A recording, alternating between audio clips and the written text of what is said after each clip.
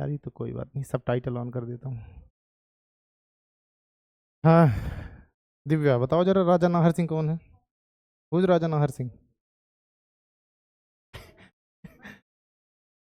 Search नहीं कर पाई? हाँ प्रियंका, हुज राजा नाहर सिंह? अरे कोई तो बताओ, राजा नाहर सिंह। कोई राजा थे, ठीक है। हाँ संदीप, राजा नाहर सिंह। ओहो। हाँ अरे वो मेन तो वो वहीं के थे, बल्लभ कहाँ से आते हो? बल्लभगढ़? अरे ले, मेन तो वहीं के थे ही वो। राजा नाहर सिंह जो मेट्रो स्टेशन नाम पड़ा है, वो किसी रीजन से पड़ा होगा ना, कुछ तो अच्छा काम किया होगा। क्या लगता है फरीदाबाद में और राजा नहीं रहे होंगे? हैं? सरदार वल्लभ भाई पटेल ने नहीं दिया था? वल्लभ वल्लभ, देखो तो वो ज्यादा बेहतर लॉजिक तो अच्छा, तो कन्विंसिंग। जैसे मेरे एक सर थे, जब आप ना काम वाम ना करके जाओ तो कहते थे अच्छा सा बहाना बताओ ताकि ना मारूं। अगर बहाना कन्विंस करने वालों को पता तो मुझे बहाना ही दोगे, अगर कन्विंसिंग हुआ तो नहीं मारूंगा। हाँ बलराम जी का उनके नाम पे पड़ा है ना, Vallabh, that is from Mahabharat, Krishna ji के बड़े भैया। नहीं पता? अपने एरिया वगैरह जब आप जाओगे अगर इंटरव्यू में ना, सबसे पहले वो देखते हैं कि आप कहाँ से बिलोंग करते हो। जैसे कोई बलिया का होगा ना, तुरंत उसे चंद्रशेखर आजाद का सवाल पूछ देंगे वो लोग। सबसे पहले ये देखें कि आपको अपना एरिया पता है कि नहीं, और अपने नाम का मीनिंग सबको पता होना चाहिए, पहले याद रखो आप। आपके नाम का मीनिंग पूछ देंगे। तुम्हारे नाम का मीनिंग क्या है? मीनिंग क्या है उसका? ठीक है अरे दिव्य, समथिंग डिवाइन, है ना? ठीक है। नहीं, हाँ सौरभ, राजा नाहर सिंह। उस दिन मैंने पूछा था फिर भी नहीं जाके देखा किसी ने। ठीक है, 1857 की जो क्रांति हुई थी उसमें Raja Nahar Singh was a known name. यहाँ को लीड किया था उन्होंने, he was a big name in that क्रांति। तो यह याद रखना कि 1857 तक जब पहुंचेंगे तो राजा नाहर सिंह का भी जिक्र आएगा उसमें, है ना? तो याद रखना ये चीज, पूछ ले पता लगे एग्जामिनर, फिर बोलो कि अरे कोई तो थे राजा, रहे राजा थे। कौन से राजा थे? नाहर सिंह है। नाहर सिंह कौन थे? राजा थे। एग्जामिनर हाथ जोड़े, माई बाप माफ करो।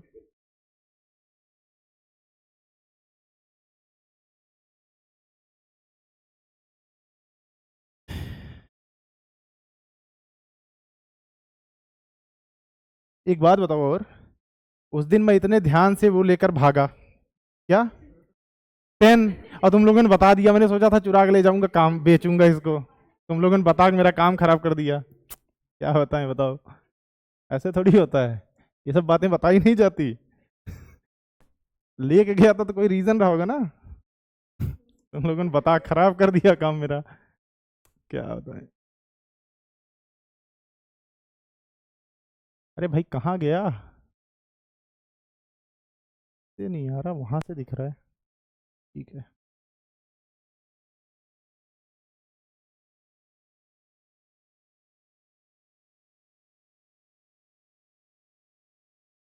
ठीक है, आंसर बताओ जरा कुछ क्वेश्चंस के।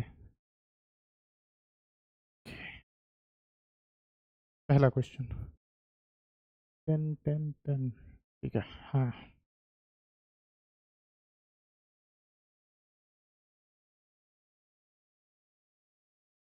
क्वेश्चन नहीं दिख रहा? ओके, अब बताओ, डी किसने बोला? Okay, you said D. और बताओ, तीन मतलब ऐसे चारों बोला? ठीक है, लगता नोट्स वगैरह देख के आए हो हैं, अगर देखा होगा तो। है सी, सी किसने बोला भाई?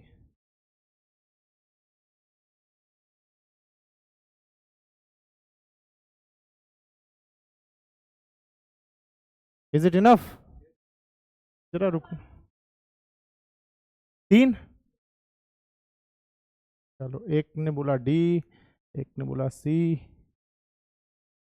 डी, डी पे दो लोग आ चुके हैं।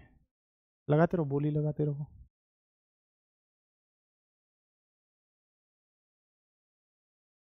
नादिर शाह के बारे में अभी तक बात नहीं की है, लेकिन बात होगी आज।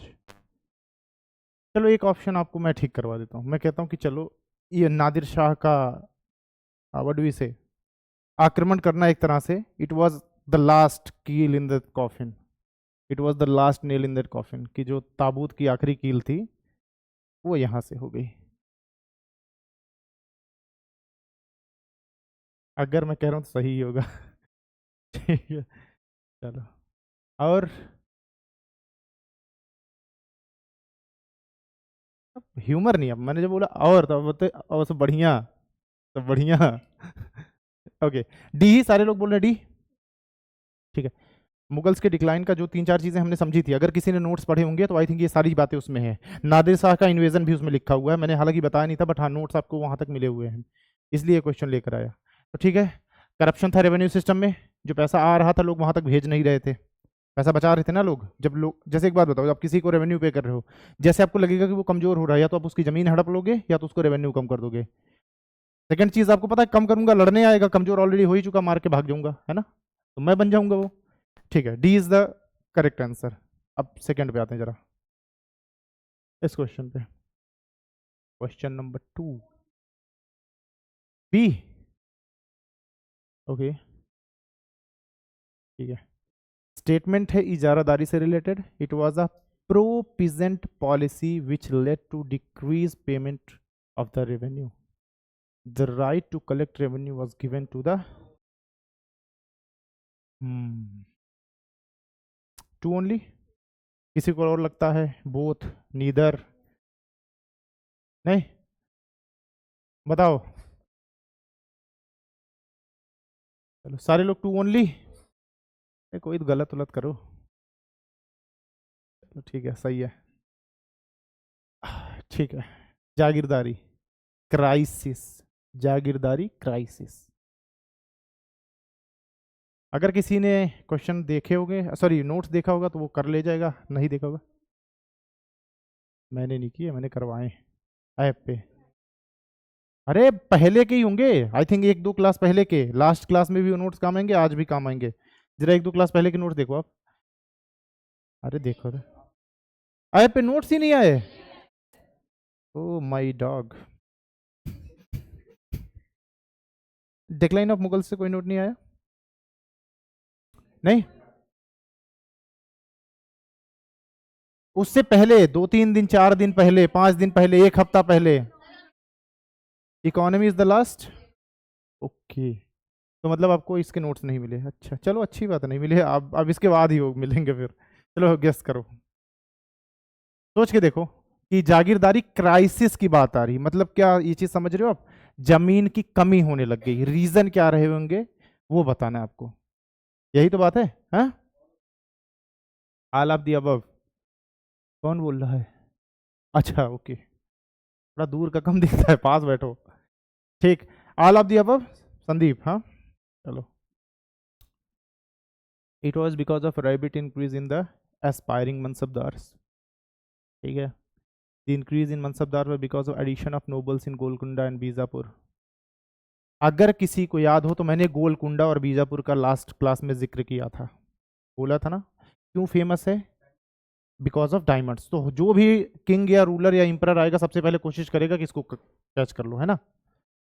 अब मैंने बोला किसी एरिया को रूल करने के दो तरीके, या तो यू आर पावरफुल इनफ कि सबको दबा के रख दो, या फिर क्या करो, उनके साथ जो वहां के पावरफुल है उनके साथ मिल जाओ। ये तरीका है कि नहीं, या तो मैं इतना पावरफुल हूं कि सबको, कि भाई सबको दबा कुचल दूंगा, या फिर उनके जो पावरफुल हैं अगर मैं उनसे हाथ मिला लूं तो वो ऑलरेडी दबा के उन्होंने रखा ही है, उनको एक अपना लीडर मिल जाएगा, है ना। ठीक है, ये हिंट था, अब बताओ। Emperors appointed a more mansabdar to strengthen their position, which led to the crisis. Okay, which one do you think?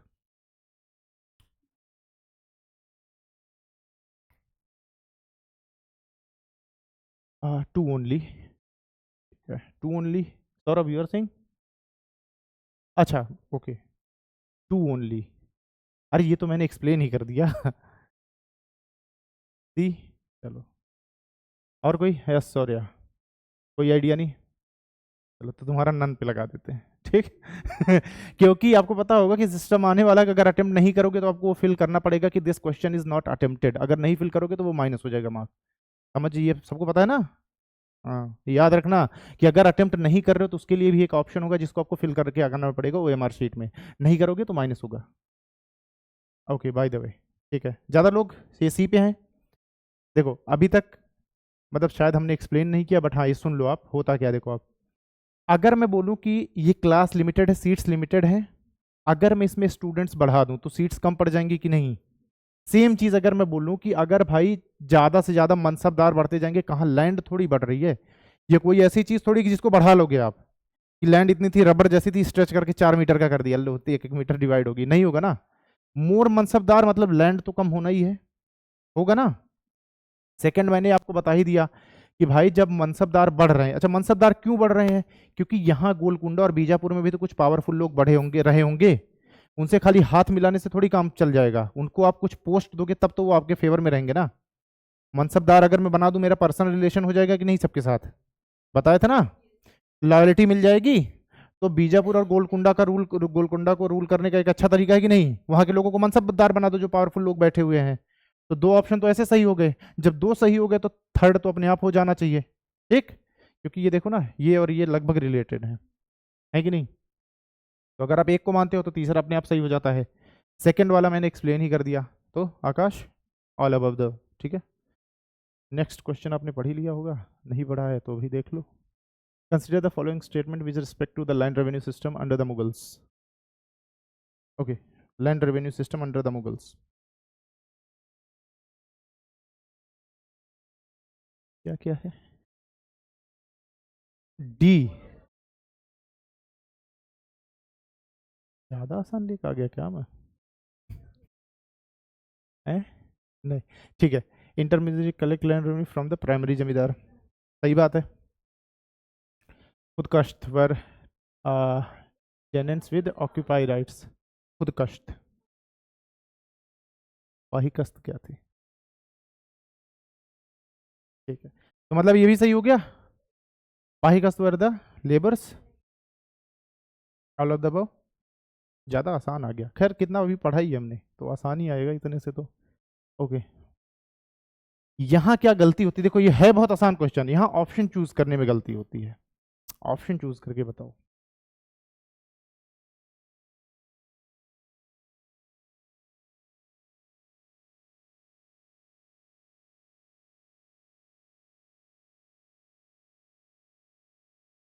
Okay, तो इट इज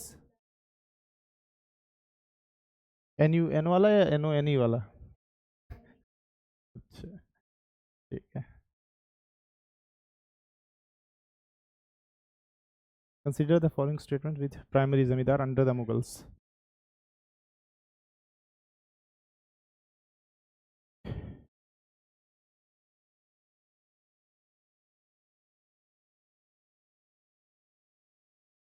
जी, अच्छा, और कोई, हम्म, सौरभ बी, सारे लोग बी, बी, सौरभ ए लगा दूं। अच्छा, पहला क्यों गलत है,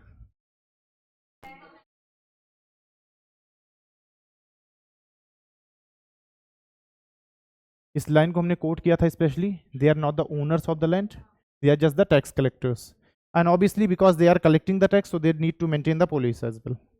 भाई अगर टैक्स कलेक्ट कर रहे हो तो सीधी बात ऐसे नहीं बनेगी कि मारपीट करने के लिए लोग चाहिए, है ना, कोई मना कर देगा तो क्या कर लोगे। किसान है वैसे भी हट्टे कट्टे मजबूत होंगे, और जनरली किसान कौन थे, जाट्स, है ना। गाना भी बना, कद कद 6 फुट 2 इंच डबल नालनी। D, hmm, land revenue the customary rights recorded on the pattas, these peasants pay land revenue to primary zamindar, okay, सही है, तीनों सही है। व्हाट इज दिस, नजर, ठीक है, जमींदार का कट, मिठाई के लिए पैसे, ठीक है ना, तो मिठाई के लिए पैसे, जमींदार का कट, कुछ भी बोलो, ठीक है। तो ये कुछ क्वेश्चंस थे जो कि सारे लोगों ने सही कर लिए गलती से। कोई बात नहीं, अगली बार और मुश्किल लेकर आऊंगा। अभी तो खैर शुरू हुआ है तो इसमें बहुत ज़्यादा कुछ कर नहीं सकते थे। लास्ट बात क्या कहती हमने? क्वेश्चन लिखे थे? अच्छा, क्वेश्चन खत्म नहीं हुए थे? अच्छा अच्छा, मैंने बोला था आगे समझाता जाऊंगा, उसका आंसर होता जाएगा, ऐसे पर्टिकुलर आंसर नहीं लिखवा रहा उसका मैं। 2 क्वेश्चंस लिखवाए थे, सेकंड क्या था?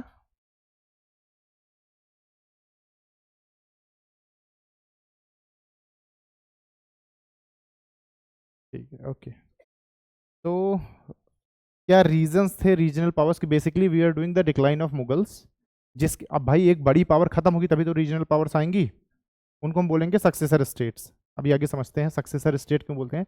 Bye the way, successor state का मतलब क्या हुआ? If I am calling like the, what do we say, after the Mughals, Awadh, Bengal, Hyderabad, ठीक, यहां अलग अलग रूलर्स आ गए, लेकिन still they were called as successor states. Why? हाँ हाँ, तो पहले मुगल्स के अंदर थे, अब तो खुद को फ्री कर दिया ना इन्होंने, बोला कि I am free, autonomous. Then why using the name of Mughals still? Successor means what? उत्तराधिकारी। तो they are still ruling in the name of Mughals. तो ये भी चीज हम समझेंगे कि स्टिल क्यों वो मुगल्स के नाम पे ही रूल कर रहे थे, है ना। इस तरह थोड़ा आगे तक चलते हैं फिर देखेंगे। अच्छा, फ्रेजाइल पॉलिटी तक आई थिंक मैंने आपको एक्सप्लेन कर दिया था, है ना। Last, fragile polity. Fragile polity का मतलब क्या था? ग्रुप्स, 3 ग्रुप्स कौन कौन से थे? ठीक, ईरानी, तुरानियन, हिंदुस्तानी। ईरानीज खुद को ऑब्वियसली पर्शियन होने की वजह से जेनेटिकली बहुत स्ट्रांग थे, तो उनको लगेगा कि भाई हम ही हैं। अफगानी का हम पठान का बच्चा होती, तो अफगानिस्तान वाले यही तो बोलते हैं, हम पठान का बच्चा होती। तो भाई पठान का बच्चा मतलब वो भी अपने आप में कम नहीं है, ठीक। तो फिर इंडियन इंडियन ग्रुप जो था, देवर मोस्टली कन्वर्टेड मुस्लिम्स, वो बोले हम पठान के बच्चे का बच्चा होती तो हम कैसे मानती, है ना, पठान हमारे दादाजी होती। ठीक है, तो वो बेसिकली एक्स मेंस थे अपने यहाँ वाले, कि उनको लगा कि नहीं, हम में भी तो है वो जीन्स, ठीक है। कुछ नहीं, जब हम इनके बारे में लिखेंगे, जब हम डिक्लाइन ऑफ मुगल्स लिखेंगे ना, उसमें एक हेडिंग देंगे फ्रेजाइल पॉलिटी, उसमें हम इनको लिखेंगे। ये तीनों ग्रुप्स थे, ये तो मैं बता रहा हूँ आपको कि इस ग्रुप से कौन बिलोंग करता था, ताकि थोड़ा सा रिलेट कर पाओ आप। लड़ाई क्यों होती थी? लड़ाई तभी होगी जब 2 बराबर के लोग होते हैं। कमजोर और एक मजबूत होगा तो कोई लड़ाई नहीं होगी, मजबूत तो जीतेगा ही जीतेगा। लड़ाई तभी होगी जब 2 लोगों को लगेगा कि वी आर इक्वली पावरफुल, है ना, तब लड़ाई होती है। तब उसको प्रूव करना पड़ेगा कि भाई हाँ, आई एम द वर्दी वन। तो ये बात थी, ठीक। उसके बाद अभी जो क्वेश्चन हमने किया, एक और रीजन था, दैट इज जागीरदारी क्राइसिस। अभी हमने किया इसको, जागीरदारी क्राइसिस। देखो अभी क्वेश्चन जो किया ना, ये भी एक रीजन था मुगल के डिक्लाइन होने का।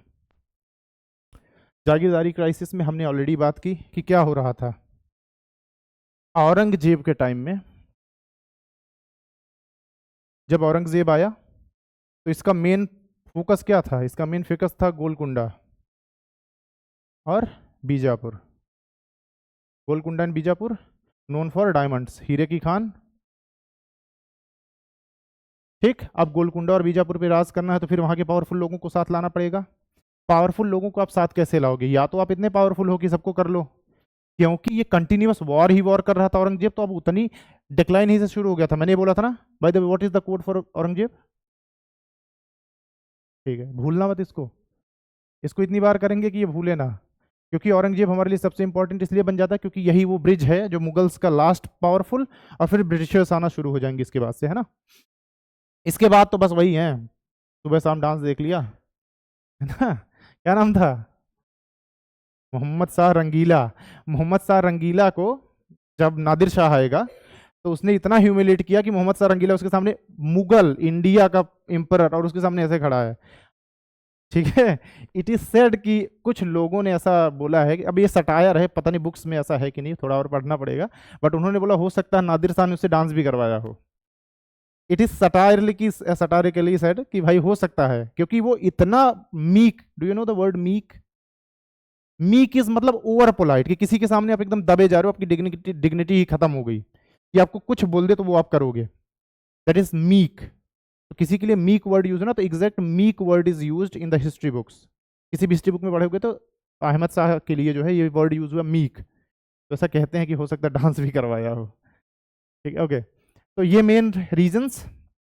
अब जब ये मेन रीजंस थे ऑब्वियसली इसकी वजह से बहुत सारे मनसबदार ऐड हो गए। ठीक, तो इसकी वजह से जब बहुत सारे मनसबदार ऐड होंगे तो क्या होगा, जमीन तो बढ़ नहीं रही है, मनसबदार बढ़ रहे हैं, तो अब क्या होगा, मनसबदार बढ़ने की वजह से लैंड्स की कमी आ जाएगी। तो जो बड़े मनसबदार बैठे होंगे ज्यादा ज्यादा लैंड लेकर के, उनसे भी कुछ लैंड लेकर इनको दिया जाएगा कि नहीं, अलग से लैंड कहाँ से आएगा। अगर मेरे पास 10 बीघा है, कोई एक नया मनसबदार आ गया तो ये 5-5 बीघा डिवाइड हो जाएगा। अब ये मेरे ईगो को हर्ट करेगा कि नहीं, कल जो मैं चौधरी बन के चल रहा था 10 बीघे जमीन वाला, फॉर्चूनर से चल रहा हूँ, अब 5 बीघा तुमने मेरी जमीन ले ली, तेल डालने का पैसा नहीं, मैं अल्टो पे आ गया, खुन्नस खा के बैठा रहूंगा कि बेटा मौका मिलने दो, तुम्हारी तुम्हारी भी जमीन लूंगा, अपनी तो लूंगा ही, है ना। तो ये सारे जमींदार नाराज होना, सॉरी जो यहाँ मनसबदार थे वो ऑलरेडी आपसे नाराज होना शुरू हो गए हैं। बोले भले ना, जैसे पर्सनल रिलेशन होता है, हर शादी में फूफा क्यों नाराज हो जाते हैं पर्सनल रिलेशन, उनको इंपॉर्टेंस चाहिए, आप नहीं दोगे अगर तो नाराज हो जाएंगे। ये भी फूफा ही थे कि भाई अगर एक मौका दोगे, पर्सनल रिलेशन है तो मैं कुछ ऐसा जेस्चर कर दूं, ठीक है, जैसे आपकी इंपॉर्टेंस है, अब कोई चीज़ मैं आपको देनी चाहिए, मैं उसको किसी और को दे दूं आपके रहते हुए, जिससे मेरा पुराना रिलेशन है, आपको बुरा लगेगा उस टाइम पे। तो सोचो खेल ही टोटल सत्ता का था। तो इस वजह से अब देखो तो हुआ क्या कि जो मनसबदार थे वो नाराज होना शुरू हो गए, और जो मतलब बेसिकली 5% मनसबदार थे ना, जो टॉप के 5% मनसबदार थे, टॉप के जो 5% मनसबदार थे, उनके पास पता कितनी जमीन थी, they were holding 61% of the total land. Inequality, कोई इक्वली पावरफुल हो और उसके पास जमीन कम हो, वो भी उतने सवार मेंटेन कर रहा, अभी उतने सवार मेंटेन कर रहे हो, लेकिन टॉप के 5% होने की वजह से आप 61% लैंड लेकर के बैठे हो, और 95% लोगों के पास जो है कितना बचा फिर, 39% लैंड, है ना। तो फिर ये तो इनइक्वालिटी हो गई, इनइक्वालिटी होगी तो भी आपके मन में रहेगी कि नहीं ये बात, मौका मिलेगा तो मैं भी बड़ा जमींदार बनूंगा, सॉरी मनसबदार बनूंगा, मार के छीनूंगा चाहे चाहे जैसे। तो ये सारे कुछ रीजंस हैं कि जागीरदारी क्राइसिस शुरू हुई, जमीनें कम होना शुरू होगी, मून मनसबदार वर एडेड, रीजंस उसके वेरियस थे। किसी राज्य में गया, लगा वो राज्य नहीं जीत पा रहा, तो वहां के कुछ इंपॉर्टेंट लोगों को मनसबदार बना दिया और उस राज्य को ऑक्यूपाई कर लिया, है ना। तो ये एक रीजन था मुगल्स के डिक्लाइन में, ठीक है। अच्छा, सेम चीज हमने डिस्कस की थी, देखो जब मनसब जमीन घटेगी, मनसबदार ज्यादा होंगे, जमीन कम होगी, जब जमीन कम होगी तो मनसबदार को रेवेन्यू भी कम मिलेगा, तो जो रिफॉर्म्स होंगे एग्रीकल्चर में, क्या वो उस पर खर्च करेगा रुपया, नहीं करेगा ना भाई। कोई 1000 कमा रहा था वो 500 कमा रहा तो नहीं खर्च करेगा। तो अब देखो आप, इसकी वजह से जो थी वो लैंड जो है वो कम होना शुरू हो गई, यहां लिखते हैं मनसबदार बढ़े तो लैंड हुई कम, और लैंड कम हुई इसका मतलब रेवेन्यू कम हो गया, उनका रेवेन्यू कम हो गया।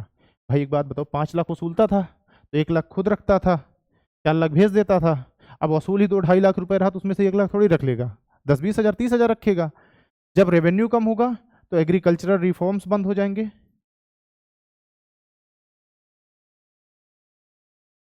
नहर बनवाना, अगर किसी को मेंशन करना हो तो लिख लेना इसमें, कनाल्स हो गए, वेल हो गए, कुएं हो गए, है ना, कुछ सब्सिडीज वगैरह हो गई कि भाई किसी के पास वो बीज वगैरह नहीं तो उसको प्रोवाइड करवा दो ताकि बुआई कर ले उसकी, है ना। तो ये सारी चीज़ें एग्रीकल्चरल रिफॉर्म्स बंद होंगे, जिसकी वजह से क्या होगा, प्रोडक्शन और कम हो जाएगा, यही तो होगा भाई। नदियां नहीं होंगी, कुएं नहीं होंगे, तालाब नहीं होंगे, तो प्रोडक्शन और कम होता जाएगा, प्रोडक्शन और कम मतलब रेवेन्यू और कम, मतलब क्या, रिफॉर्म्स एकदम ना के बराबर, है ना।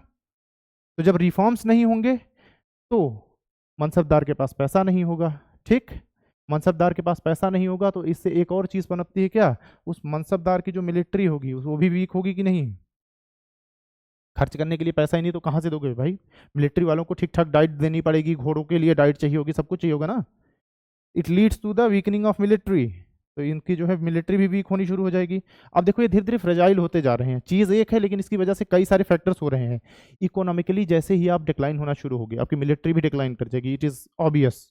जब मेरे पास पैसा नहीं, अगर इंडिया के पास पैसा ना हो डिफेंस पे खर्च करने के लिए, आए दिन चाइना घुसता जाएगा, हो सकता है यहाँ आधी में यहाँ क्लास ले रहे हो, आधे में चीन बैठ के क्लास ले रहा है है ना ठीक है, पीछे वो छिपकली उपकली खा रहे हैं बैठ के आराम से तो it leads to the weakening of military, क्योंकि ये इकोनॉमिकली वीक हो रहा है मुगल एम्पायर, है ना। जब इकोनॉमिकली वीक होगा तो फिर वही बात आएगी, जो पैसे वाले होंगे वो ऑफर करेंगे कि भाई एक काम करो, मुझे यहाँ का शासक बना दो, इसको मार के हटा देते हैं, मैं आपको इतना पैसा दे दूंगा। ये सारी चीजें होनी शुरू होंगी, करप्शन होना शुरू होगा। It leads to so many aspects, किसी भी चीज से रिलेट कर लो आप इसको, ठीक है, बट वहां तक नहीं जाते हम। और ये सारी चीजें मैं आपको नोट्स में दे दूंगा, परेशान मत होना आप, ठीक है। ये कुछ रीजन थे जिसकी वजह से मुगल्स डिक्लाइन हुए, ठीक। अब कुछ एविडेंसेस की बात करते हैं जिसको हम मेंशन करेंगे, ठीक है ना। हालांकि हैं ये एविडेंसेस ही, फ्रेजाइल पॉलिटी और ये सारी चीज़ें कि भाई जागीरदारी क्राइसिस, ये सारे एविडेंसेस हैं, बट कुछ और चीज़ें एडिशनली देखते हैं, ठीक है।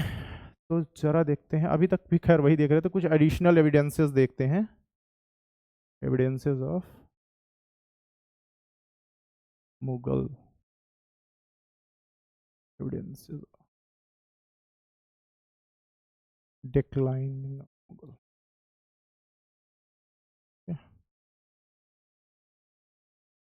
ये सारी चीज़ें आप एविडेंस में दोगे, साक्ष्य दोगे कि भाई देखो ये चीज़ें हुई जिसकी वजह से मुगल्स डिक्लाइन हो गए, ठीक। एक क्वेश्चन लिखना आप जरा, यूपीएससी का पूछा हुआ क्वेश्चन है इसी एविडेंसेस पे ही, क्वेश्चन लिखना आप, इसी से रिलेटेड है, एविडेंसेस से रिलेटेड, 2019-20 के आसपास पूछा गया था। Clarify how, clarify how, clarify how mid 18th century India,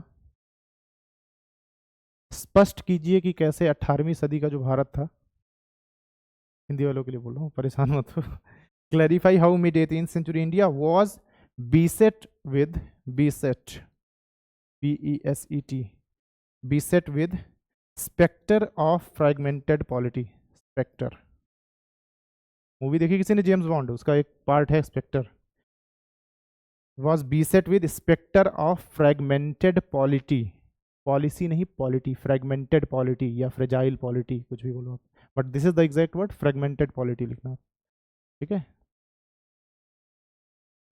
ठीक है। तो स्पष्ट कीजिए कैसे 18वीं जो मध्य 18वीं सदी थी उसका जो भारत था, अब आगे वाली की हिंदी नहीं आती मुझे, ठीक है, नोट्स में दे दूंगा, ठीक है, okay. What is this spectre, UPSC ना कोशिश कर दी, देखो ये क्वेश्चन बहुत इजी हो जाता है अगर स्पेक्टर को जो है वो, हाँ, स्पेक्टर, व्हाट इज स्पेक्टर,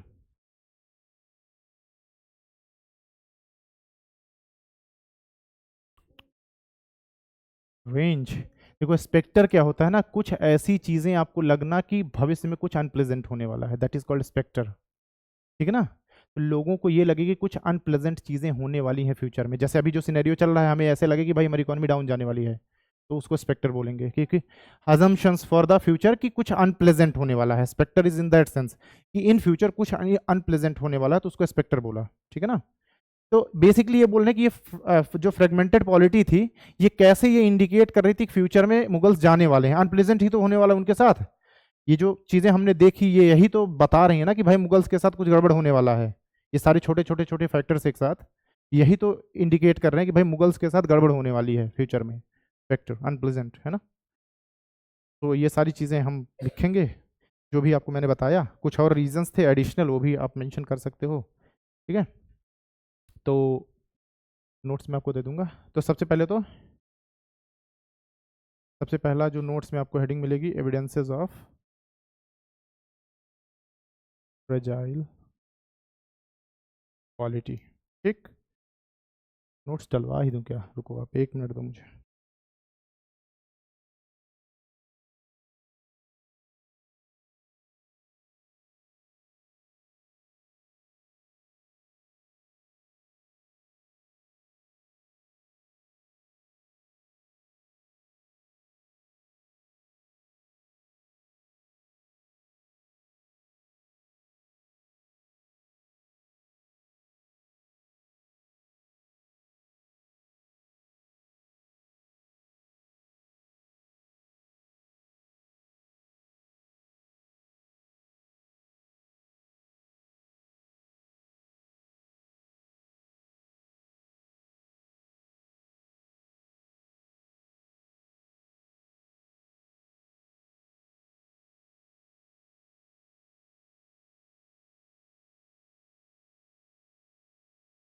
तो आपको उसमें पता चलेगा ना कि कल होगी या नहीं। जब आपके पास वो आ जाए, मैसेज आता ना, अगर आ जाए तो समझ लेना होगी, नहीं आया तो समझ लेना। तो व्हाट इज दिस इंडिकेटिंग, लग रहा नहीं होगी। समथिंग अनप्लेजेंट इज, हाँ स्पेक्टर हो रहा है। जैसे आ जाए बताना आप। कोई नोटिफिकेशन वगैरह आता है क्या जब आप पे नोट्स आते हैं? आता है ना, चलो बताना। चल ठीक है, आने दो आप। तो देखते हैं कि व्हाट वाज द एविडेंसेस की फ्रेगमेंटेड पॉलिटी की एग्जैक्टली क्या क्या एविडेंसेस थे। कुछ पॉइंट्स मैंने उसमें दे दिए हैं, वो आप देख लोगे, है ना। बात वही है कि भाई आपस में लड़ते रहते थे, तख्ता पलट होता रहता। अच्छा, एक और रीजन वाज सक्सेशन इशू। एक बात बताओ, फ्रेगमेंटेड पॉलिटी में ये भी होगा ना, जब लड़ाई वड़ाई हो रही है सक्सेशन इशू आएगा कि नहीं। जैसे लड़ाई हो गई, मान लो ईरानी ग्रुप जीत गया, तो वो सबसे पहले क्या करेगा, वो मुगल को भगाएगा। अब वो सबसे पावरफुल, भाई यही ग्रुप्स तो आर्मी प्रोवाइड करवा रहे हैं। इनमें से अगर एक ग्रुप इतना ज्यादा पावरफुल हो गया कि वो एम्परर के बराबर पावरफुल हो गया, एम्परर की पर्सनल आर्मी कितनी थोड़ी बहुत होगी, मेजर आर्मीज तो यही ग्रुप्स प्रोवाइड करवा रहे हैं ना। इनमें से एक ग्रुप इतना पावरफुल हो गया तो वो क्या करेगा, तख्ता पलट कर देगा। पाकिस्तान की आर्मी जब चाहे पीएम को उठा के फेंक देती है। सेम ऐसे यहाँ आर्मी इतनी पावरफुल हो गई, पीएम को उठा के फेंक दिया, नवाज शरीफ जेल में, इमरान खान जेल में। हाँ, है ना। तो इसमें एक और आप दे सकते हो कि जो सक्सेशन इशू आएगा, सक्सेशन इशू है ना, succession issue in Hindi we say it कि भाई अगला पर्सन कौन बैठेगा गद्दी पे, उत्तराधिकारी कौन होगा। अब उत्तराधिकारी वो होगा जो पावरफुल होगा। जबकि ये अभी तक क्या चला आ रहा है, अभी तक ये चला रहा है, जब तक मुगल्स पावरफुल थे उनको पता है कि जो आगे आने वाली पीढ़ी है वो एम्परर बनेगी। ये क्लियर है ना, अभी तक हेरिडेटरी है कि नहीं। लेकिन जब मुगल्स वीक होंगे तब सक्सेशन इशू आएगा कि नहीं।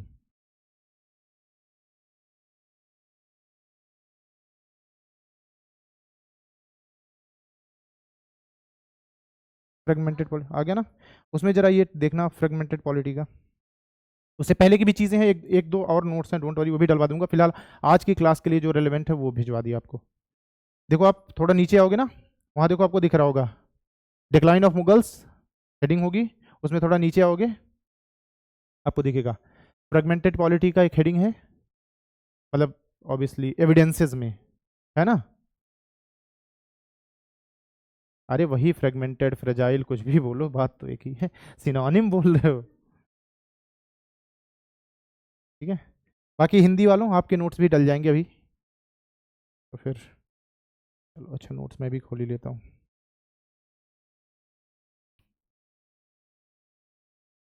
एविडेंसेस ऑफ फ्रेजाइल पॉलिटी, है ना। मैंने बोला सक्सेशन डिस्प्यूट्स कि भाई अगला उत्तराधिकारी कौन बनेगा। जब ग्रुप्स में लड़ाई हो रही, जो सबसे पावरफुल ग्रुप वो मुगल एम्परर को उठा के फेंक देगा। क्योंकि जैसे ही औरंगजेब का टाइम खत्म होगा तो मोहम्मद शाह रंगीला जैसे वो होंगे, तो उनको हटाना कितना मुश्किल है, फेंकने में कितने टाइम लगेगा, है ना। भाई कोई पावरफुल पर्सन हो तो बात अलग है, रॉकी भाई हो बंदूक लेके खड़ा हो जाए, आओ बेटा, है ना। तो रॉकी भाई नहीं होगा तो फिर वही होगा अधीरा जैसा, उठा के फेंक दिया जाएगा। खैर अधीरा वॉज ऑल्सो पावरफुल। किसी ने केजीएफ नहीं देखी क्या, अरे तो बताओ तो, ठीक है। तो इसमें देखो कुछ चीजें थी, और देखो जहांदार ने क्या किया, अपने बाप को मार दिया। मुगलों को ये प्रथा है, अगला शासक आएगा तो अपने बाप को मार देगा। फारूक सियार को उसने किल कर दिया, देखो आप उसमें लिखा ना। भाई क्या एग्जाम्पल दे रहे हो, आपकी मार करके आप राजा बन सकते हो, तो कोई सैनिक भी आपको मार के राजा बन सकता है, यही आप एग्जाम्पल क्या सेट कर रहे हो। और जितने मुगल आए, औरंगजेब आएगा तो किसको निपटाएगा, शाहजहां को निपटाएगा, सीधा इसी ताजमहल के सामने बंद कर देगा कि लो भाई देखते रहो, एक ऐसे छोटी सी खिड़की दे दी, देख देख के मरो जो आपने बनाया है, ठीक। ओके, उसके बाद जो है फिर सैयद ब्रदर्स आए। मतलब कुछ कुछ चीजें हैं जो मिडेवल में आपको विस्तार से पढ़ाई जाएंगी, बट हाँ रेफरेंस के लिए मैंने दे दिया, ठीक है। उसके बाद देखो आप, दो नाम बहुत इसमें इंपॉर्टेंट है, एक है चिन कुलीस खान, एक आएगा मुर्शीद कुली खान। ये दोनों इंपॉर्टेंट नेम्स हैं बिकॉज ये इस्टेब्लिश करेंगे बंगाल को, है ना। ये देवर वेरी पावरफुल। और मोहम्मद शाह रंगीला को जो पपेट जैसे यूज हो रहा था वो, उसको शासक बनाने वाले भी यही थे, नहीं तो मोहम्मद शाह रंगीला के बस का नहीं था कि वो इंपरर बन जाता। तो चिन कुलीस खान और मुर्शीद कुली खान दोनों भाई, अब इन्होंने बैठाया था उसको एज अ पपेट दिल्ली की गद्दी पे। मैंने बोला ना कि खुद के नाम से नहीं शासन कर रहे थे, रीजन अभी समझते हैं, बट हाँ फिलहाल के लिए आप ये जानते रहो कि ये वही थे। तो चिन कुलीस खान और मुर्शीद अली खान, आगे मुर्शीद अली खान से कुछ चीज़ें आपको लिखवा भी दूंगा मैं, he is important for the prelims perspective, कि उसकी कुछ कुछ पॉलिसीज बहुत थी और ही वॉज वेरी पावरफुल, ठीक है। इसमें कुछ कुछ चीज़ें हैं मिडिवल हिस्ट्री की, फिलहाल आप ये देख लेना। यहाँ तक क्लियर है? ठीक है, आगे देखते हैं जरा। इनका डिक्लाइन एक और वजह से हुआ क्योंकि मराठास वेर बिकमिंग पावरफुल। अगला पॉइंट उसमें नोट्स में आपके यही है। तो फ्रेजाइल पॉलिटी की कुछ चीज़ें दी कि लड़ाई हुई, किसी ने किसी को मारा, इसने उसको मारा, मिडिवल में सारा विस्तार से पढ़ोगे। हमें आगे बढ़ना है तो मैं आगे बढ़ता हूँ फिलहाल।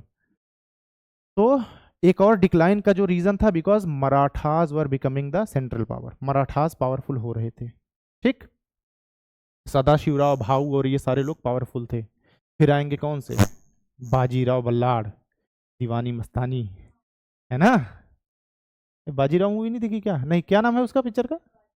बाजीराव मस्तानी। नहीं देखी? देखिए, बाजीराव के लिए देखी थी कि मस्तानी के लिए? ठीक है, ठीक है, हाँ वो तो ऑब्वियस सी बात है। ठीक है,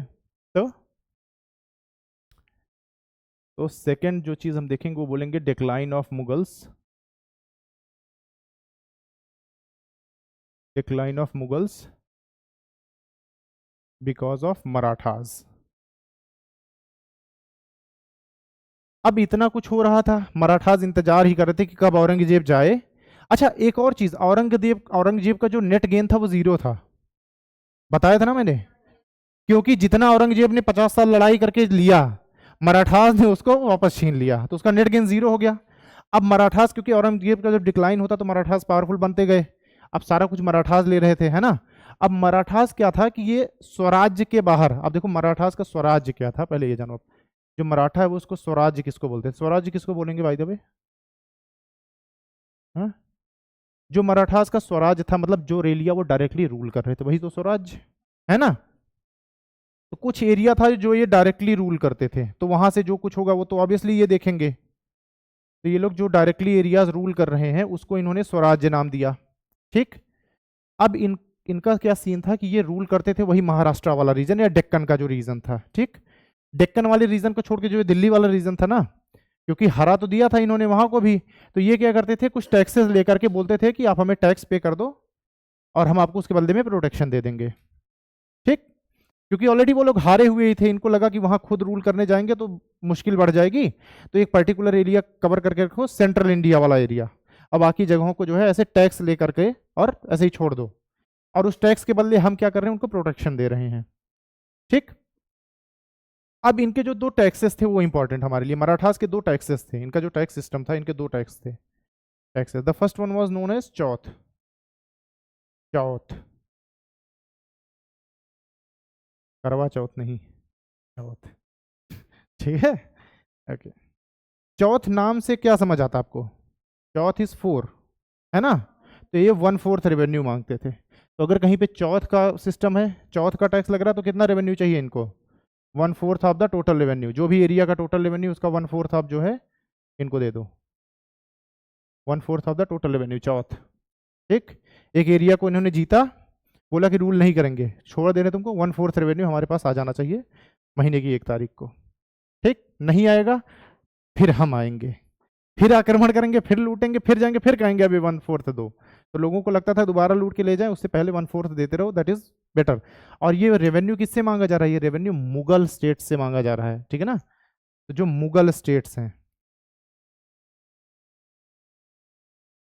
ठीक, यही बता देता हूँ कि क्यों still they are ruling in the name of Mughals. अभी भी जो इंडिया का एम्पायर नाम जाना जाएगा, 1857 में भी जो रिवोल्ट हुआ मुगल एम्पायर, मुगल एम्पायर ही था, बहादुर शाह जफर द्वितीय सेकंड। होता क्या, जैसे एग्जाम्पल के लिए बात बताओ आप, अब जैसे जिसके फैमिली में दादाजी होंगे वो बेहतर समझता होगा, जिसके दादाजी नहीं, जैसे मेरे भी नहीं है अब, तो फिर भी आप समझ जाओगे इस चीज़ को। जब भी फैमिली का कोई कार्ड जाता है वो किसके नाम से जाता है? दादाजी के नाम से जाता है। क्यों? क्योंकि वो दादाजी को ही सारे लोग जानते हैं। जो डायनेस्टी 300-400 साल रूल करके आ रही, 15 सेंचुरी से 18 सेंचुरी तक, तो कौन जानेगा उसको? सारे लोग जानेंगे नहीं। इंडिया के अगर एम्पायर की बात होगी, लोग किसको? मुगल्स को बोलेंगे। कल को एकाएक से पापा अपना नाम भेज दें कार्ड पे, एकाएक से मैं बोल रहा हूँ कि अभी पापा की उम्र बहुत ज़्यादा नहीं थी, मान लो पापा हमारे 20 साल के थे, उन्होंने अपना नाम लिखवा के भेज दिया, लोगों को समझ ही नहीं आएगा भाई किसका कार्ड आ गया, क्योंकि पापा को अभी तक कोई नहीं जानता, क्योंकि दादाजी is there for a long time, तो उनका नाम ऑलरेडी लोगों के पास बना हुआ है। लोगों के पास जाएगा तो लोग ये नहीं पूछेंगे भाई किसके घर से कार्ड आया है। आप कार्ड लेके जाओ अपने नाम से, अभी आप अपने नाम से कार्ड भेज के देख लो रिलेटिव्स में, जानेंगे नहीं कि कौन है ना। तो एक दादाजी की ऑलरेडी एक इमेज क्रिएटेड है, ठीक, यही सेम चीज वहां होती थी कि मुगल्स को ही लोग जानते थे, तो लोग माई बाप भी मुगल्स को मानते थे। कल को एक और अलग से खानदान आए, बोले हम राजा आपके पूरे इंडिया के, तो लोग उसके खिलाफ रिवोल्ट कर देंगे, विद्रोह हो जाएगा। सोच के देखो, विद्रोह हो जाएगा उस टाइम पे, क्योंकि लोग ऑलरेडी किसी एक को अपना मान रहे हैं कि भाई ये राजा है, दादा परदादा की पीढ़ी से यही राजा रहे, हम तो इसी को मानेंगे। आपको कोई राजा नहीं मानेगा, कोई इज्जत नहीं करेगा, है ना। तो दिस वाज द, कह सकते हो कि अब यहाँ कोई ऐसा रूल नहीं हार्ड एंड फास्ट, बट एक ट्रेंड चला रहा है ये सोसाइटी का, है ना। फिर एक टाइम आएगा आपके पापा भी उतने पावरफुल हो जाएंगे, दादाजी जितने, फिर आपके पापा का नाम जाने लग जाएगा कार्ड पे, जब आपके दादाजी नहीं रहेंगे, है ना। तो ये चीज होती है। तो still Mughals were the symbolic de jure और de facto. Still de facto is who, Marathas, और डी फैक्टो मेन वही है ना। एंड देन डी जूरे कि भाई अभी भी ऑन पेपर नाम किसका चल रहा है, मुगल्स का, है ना।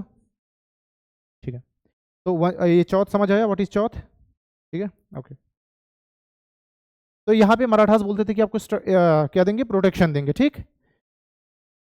ठीक है, अब देखो जरा एक वो लिख लो ताकि आपको याद रहे, इट इज ख्वाब और खाब, ठीक है। खाब ये क्या है, ये वो राज्य हैं, वो स्टेट्स हैं जहां से ये लोग चौथ, एक और टैक्स आएगा सरदेश मुखी, जहां से ये वसूलते थे। अब इसको इस तरह से खाब भी याद रखना, जैसे भी याद रखो, ठीक है। ठीक, दिस के stands for Khandesh, Khandesh.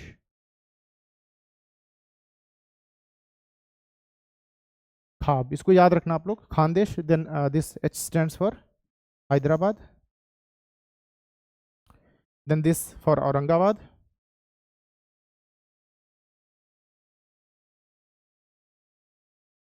Aurangabad, then it is for Bidar, Bidar Bidar, then it is for Bijapur, Berar, या वो sorry Berar, Berar, then Bijapur, and then last one is sorry Berar, okay. खाब ये ट्रिपल बी है, बी है, ये बिरार ये है, और ये बिदार ही है, सही लिखा था यार, कंफ्यूज कर दिया। It is Bidar and it is बिरार, ठीक है। खाब ट्रिपल बी, ओ ठीक, किचन, ये बीजापुर, गोलकुंडा और बीजापुर वाला बीजापुर, ठीक है। यहां से बेसिकली इनको जीत रखा था मराठास ने, सिर्फ रेवेन्यू कलेक्ट करते थे। चौथ बता दिया, एक और रेवेन्यू था सरदेश मुखी, वो देखते हैं अभी।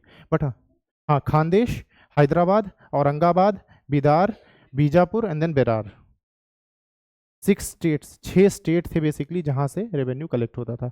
और ये बहुत दूर के नहीं, महाराष्ट्र के आसपास वाले रीजन में आप देखोगे तो ये वही स्टेट्स हैं। हाँ हाँ, चौथ एक और टैक्स आएगा सरदेश मुखी, है ना। चौथ समझ आया, 1/4 टोटल रेवेन्यू, जितना रेवेन्यू आप यहाँ हो रहा है। हाँ आकाश,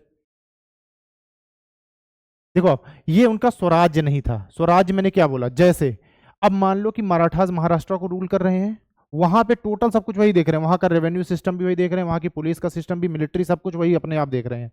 तो उसको उन्होंने स्वराज्य बोला कि ये हमारा राज्य है, ठीक। और ये बाहर के हैं जहां से सिर्फ टैक्स कलेक्ट कर रहे हैं, लेकिन करता धरता हम ही हैं, ठीक है ना, कि आप हमारे अंडर हो, हम डायरेक्टली आप पे रूल नहीं कर रहे हैं, लेकिन अंडर आप हमारे ही हो, है ना। तो दिस इज द थिंग। तो स्वराज्य मतलब जो मराठास डायरेक्ट अपना रूल जहाँ चला रहे थे, जहाँ वो लोग रह रहे थे, सब कुछ कर रहे थे, महाराष्ट्र वाला रीजन। और ये वो जगहें थी जहाँ पे ये डायरेक्टली रूल ना करके यहाँ से सिर्फ रेवेन्यू वसूल कर रहे थे, लेकिन हरा रखा था इन सारे, जहाँ जो भी मुगल मनसबदार होंगे, यहाँ नाजिम मनसबदार नवाब जो भी बोल लो आप, हारे हुए थे सारे मराठास से, ठीक। खाब, ठीक है ना। अच्छा एक चीज यहाँ पे ये बात हुई, जब उन्होंने चौथ लिया तो उसके बदले में क्या दे रहे हैं मराठास मुगल्स को, प्रोटेक्शन, प्रोटेक्शन या सिक्योरिटी कुछ भी बोलो आप। लेकिन अब जो स्कॉलर्स हैं वो इसमें कंफ्यूज हो गए कि भाई ये जो आप ले रहे हो इसके बदले में आप बोल रहे हैं कि आप प्रोटेक्शन दोगे, ठीक। अब इसमें दो बातें थी कि आप ये पैसा इसलिए ले रहे हो कि आप हम पे दोबारा अटैक नहीं करोगे, कि या ये पैसा ये ले इसलिए ले रहे हो कि हम पे अटैक नहीं करोगे। ये बात क्यों निकल के आई, according to this they are under the, it is like the time of 1740s, जहां पे बंगाल बिहार ये सारे का रेवेन्यू मराठास वसूल रहे हैं, ठीक। 1740s का टाइम। फिर आगे आने वाले टाइम में आपको पता होगा कि लड़ाई होती है किसकी, सिराजुद्दौला और किसकी, it is 1757 the battle of Plassey. Yes, तो 1757 में अभी तक देखो मराठास वसूल रहे हैं इन सारे एरियाज का, they are major areas of Bihar Bengal, इनका भी चौथ और सरदेश मुखी कौन ले रहा, मराठास। इसके अकॉर्डिंग इनको प्रोटेक्शन देना चाहिए। 1757 में बैटल ऑफ प्लासी होता है, ये आपको पढ़ाया जाएगा, बीओपी बैटल ऑफ प्लासी। इसमें जो लड़ाई होगी वो होगी सिराजुद्दौला, सिराजुद्दौला, सिराजुद्दौला ये बीबी का मकबरा वाला, उसी ने बनवाया ना, ठीक है। Siraj ud Daulah versus Robert Clive. जब ये लड़ाई हुई, सिराजुद्दौला अगेन मुगल्स को रिप्रेजेंट कर रहा था, and this Robert Clive obviously Britishers. जब लड़ाई हुई सिराजुद्दौला, अच्छा आपको पता सिराजुद्दौला के पास कितने कितने सैनिक थे, बताना जरा। 50,000 सैनिक, 40 तोप और पता नहीं क्या क्या चीजें। और रॉबर्ट क्लाइव कितने लोगों के साथ आया था, रॉबर्ट क्लाइव अच्छा कुछ था नहीं, पहली चीज ये जान लो आप, Robert Clive was ordinary soldier of British army, क्योंकि इसने एक अच्छा रोल प्ले किया, अपनी टैक्टिक्स की वजह से इसने ब्रिटिश आर्मी को जिता दिया, इसलिए फिर ये क्या बनेगा, गवर्नर बनेगा, बनेगा ना, पहला गवर्नर बनेगा ये। तो रॉबर्ट देखो सिराजुद्दौला के पास 50,000 सैनिक, वो भी बेहतरीन क्वालिटी के, और ये कितने सैनिक लेकर आएंगे सोचो, ब्रिटिशर्स आए ही थे 3000, 3,000 ब्रिटिशर्स ने 50,000 इस मुगल्स को बहुत बुरी तरीके से हराया, ठीक है, बिकॉज ऑफ दियर स्ट्रेटजी। और उसका रीजन आप ये समझ सकते हो क्या रहा होगा, रीजन ये था कि सारे ग्रुप्स खुद में तुर्रम खान, यही तो वर्ड बोलते हैं तुर्रम खान, कि भाई हैं पहले तुम जा करके लड़ो, तुम जाके मर जाओ, फिर हम आएंगे, हम मरेंगे, फिर अरे तुमसे नहीं भाई हट, अब हम मैं देखता हूँ, है ना, ठीक। तो मुझे सब आता है, मैं एक्सपर्ट हूँ। 3,000 सैनिकों ने 50,000 को हरा दिया, और hence the British rule was established. Britishers ने भी 1857 तक ऑफिशियली इंडिया को ये नहीं बोला कि ये दिस इज हमारे अंडर, वो भी यही कर रहे थे कि ये हम मुगल्स के अंडर ही काम कर रहे हैं। देखो तब तक नाम बदला नहीं था, 1857 में जब क्रांति होगी तब ब्रिटिशर्स एब्सोल्यूट पावर में आ जाएंगे कि अब हमारे नाम पे चलेगा, अब बहुत हो गया, हम भी लगभग 100 साल रह लिए, अब हमारा भी नाम बन गया, अब हम अपने नाम से चलाएंगे, है ना। तो इनिशियली ब्रिटिशर्स भी मुगल्स के नाम पे ही रूल करेंगे कि इन्हीं को सब जानते हैं, इन्हीं के नाम से रूल करते रहो, है ना, ठीक है। खैर वो अलग बात थी। तो जब बैटल ऑफ प्लासी हुआ, अकॉर्डिंग टू दिस अगर मराठास साथ दे देते तो ब्रिटिश रूल कभी इंडिया में स्टैब्लिश नहीं होता, और मराठास बन जाते सेंट्रल पावर, है ना। मराठास ने यहाँ पे बोला कि ये तुम्हारी लड़ाई, तुम देखो, हमसे कोई लेना देना नहीं। तो मराठास ने यहाँ पे सपोर्ट नहीं किया, जिसकी वजह से वो बात आती कि भाई पैसे लिए आपने क्यों, आपने बोला था प्रोटेक्शन दोगे, वो बात कहाँ गई। तो बोला कैसी तो हमें कोई बात याद नहीं है कि हमने ऐसा कुछ कहा था, कह दिया होगा, लेकिन हाँ। तो ये बात थी कि भाई जब 1757 में लड़ाई हुई तो मराठास ने साथ नहीं दिया, अगर दिया होता तो बात अलग होती, है ना। तो दिस इज द थिंग।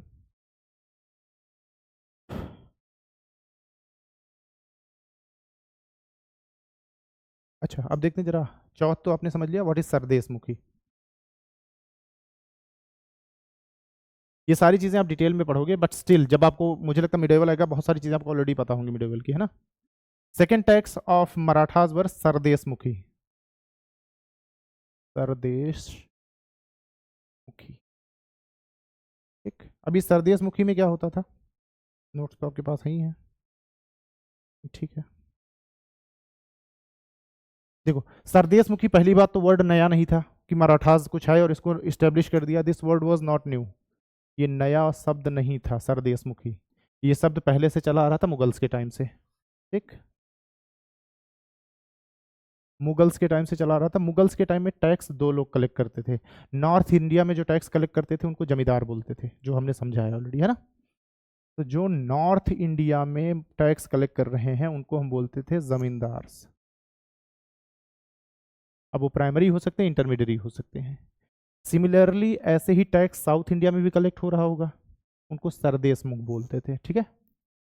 जो साउथ इंडिया में टैक्स कलेक्शन का काम करते थे, टैक्स कलेक्टर थे, और जो पुलिस मेंटेन करते थे, ऑब्वियसली जो टैक्स कलेक्ट करेगा वो पुलिस भी मेंटेन करेगा, है ना, उनको हम बोलते थे सरदेश मुख,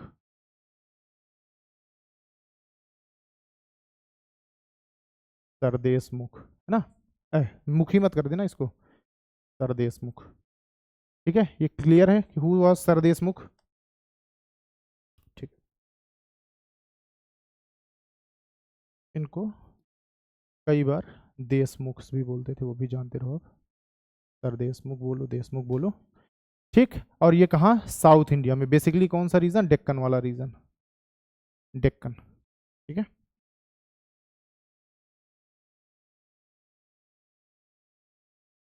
तो ऑब्वियसली एक बात बताओ, जैसे मुझे सर देशमुख बोला जा रहा है या देशमुख बोला जा रहा है, और जो पैसा मैं कलेक्ट करूंगा वो सरदेशमुखी उसको बोल सकता हूँ कि नहीं, because it is collected by me, it is sardeshmukhi. हम भारत के हैं तो हमें भारतीय बोला जाता है। सरदेशमुख कोई टैक्स कलेक्ट कर रहा है तो उसको सरदेशमुखी बोला, है ना। तो जो टैक्स ये कलेक्ट करता था सरदेशमुख, जो टैक्स ये कलेक्ट करता था उसको हमने सरदेशमुखी बोला, सरदेशमुखी। अब ये टैक्स कितना होता था, दिस टैक्स वाज 1/10, क्योंकि वहां की लैंड उतनी फर्टाइल नहीं थी। Make sense. डेक्कन वाले रीजन की बात कर रहे हैं, भाई लैंड फर्टाइल ही नहीं है तो कितना ले लोगे आप, जरूरत से ज्यादा लोगे तो फिर रिवोल्ट हो जाएगा, है ना। ठीक है, और ये 1/10 कौन कलेक्ट करता था, पहले ये याद रखना, ये 1/10 ऐसा नहीं होता था कि कलेक्ट करके मराठास को जा रहा है, ये सरदेश मुखी के सर्विसेज के बदले उसको दिया जाता था। सरदेश मुख जो सर्विसेज दे रहा है आपको, टैक्स कलेक्शन और पुलिस की, उसके बदले जो इसको अमाउंट पे हो रहा है, दिस इज सरदेश मुखी। ठीक है ना।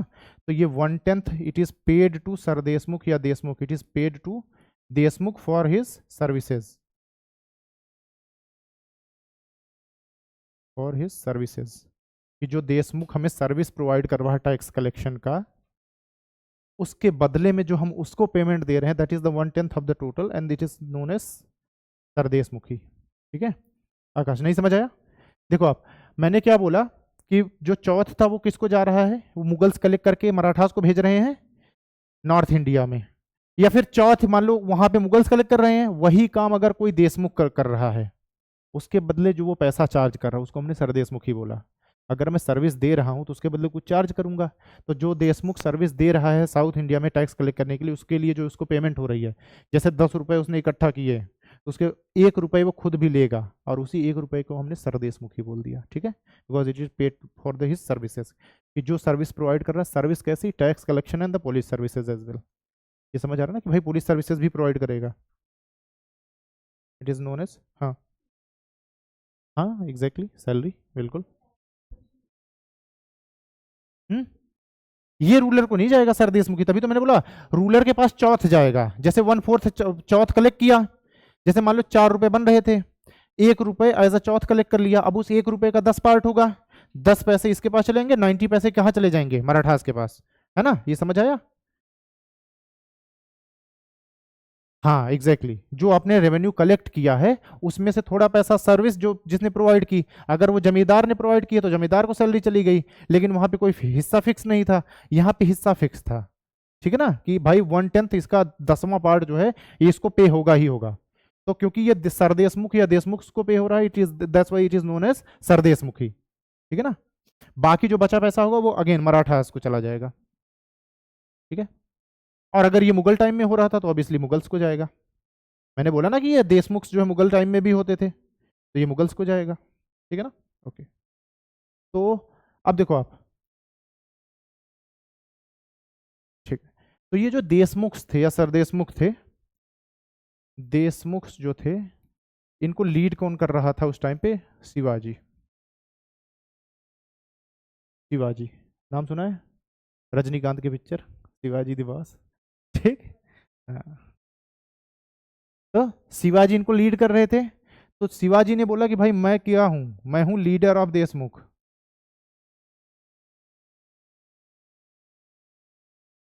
तो जो देशमुख का लीडर होगा, इसीलिए he himself he declared himself as the king of Deshmukh. Deshmukh का राजा कौन, या मराठा साम्राज्य का राजा कौन, शिवाजी। क्लियर है। भाई एक बात बताओ, मैं जैसे बोलूं कि इतने सारे लोग हैं, मैं सबका लीडर हूं, तो या तो मैं लीडर बोल दूं या बोलूं भाई मैं आपसे का राजा, बात तो वही है। तो इन्होंने खुद को मराठा एम्पायर का किंग बोला कि भाई जो मराठा एम्पायर है, क्योंकि मैं सरदेश जो देशमुख से उनका मैं नेता हूं, तो मैं मराठा एम्पायर जो है उसका मैं राजा हूं। ठीक, खुद से बोलने में क्या ही जाता है। ऑब्वियसली खैर इनका कद भी उतना बड़ा था कि ये बोल सकते थे खुद को कि हाँ ठीक है, क्योंकि मुगल्स को बहुत सारे हराना मजाक बात नहीं थी, बहुत सारे बैटल्स में हराना। ठीक है, तो he declared himself as the king of the Marathas. तो मराठा एम्पायर नाम जाना जाएगा तो शिवाजी के नाम से उस टाइम पे जाना जाएगा। ठीक, कोई भी लड़ाई होगी तो इनके नाम पे होगी, कहीं पे भी ऑब्वियसली अटैक किया जाएगा, जो भी होगा सब इन्हीं के नाम पे कि भाई हम शिवाजी के आदमी हैं, पैसा निकालो। क्लियर है ये व्हाट इज सरदेश मुखी एंड व्हाट इज चौथ? बस ये याद रखना कि sardeshmukhi it is paid to the tax collectors, ये वहां नहीं जा रहा है, जो बचा हुआ पैसा होगा वो जाएगा। ठीक है, ओके। एक मैप बना लेते हैं जरा, थोड़ा आपको समझना चाहिए कि कहाँ कहाँ कौन सी क्या क्या चीज़ें थी। ठीक है, किस तरह से राज वगैरह चल रहा था। ठीक है, तो ठीक है, ऐसे ये नीचे वाला पार्ट इंडिया का बना लो, और कुछ चीज़ें जैसे मोस्टली जो चीज़ें थी, जैसे मालवा का जो पठार था, मालवा प्लेटू, वो भी यही रूल कर रहे थे मराठास। ठीक, तो एक सी बना लो ऐसे, हाँ ठीक, इधर लिख दो नर्मदा रिवर,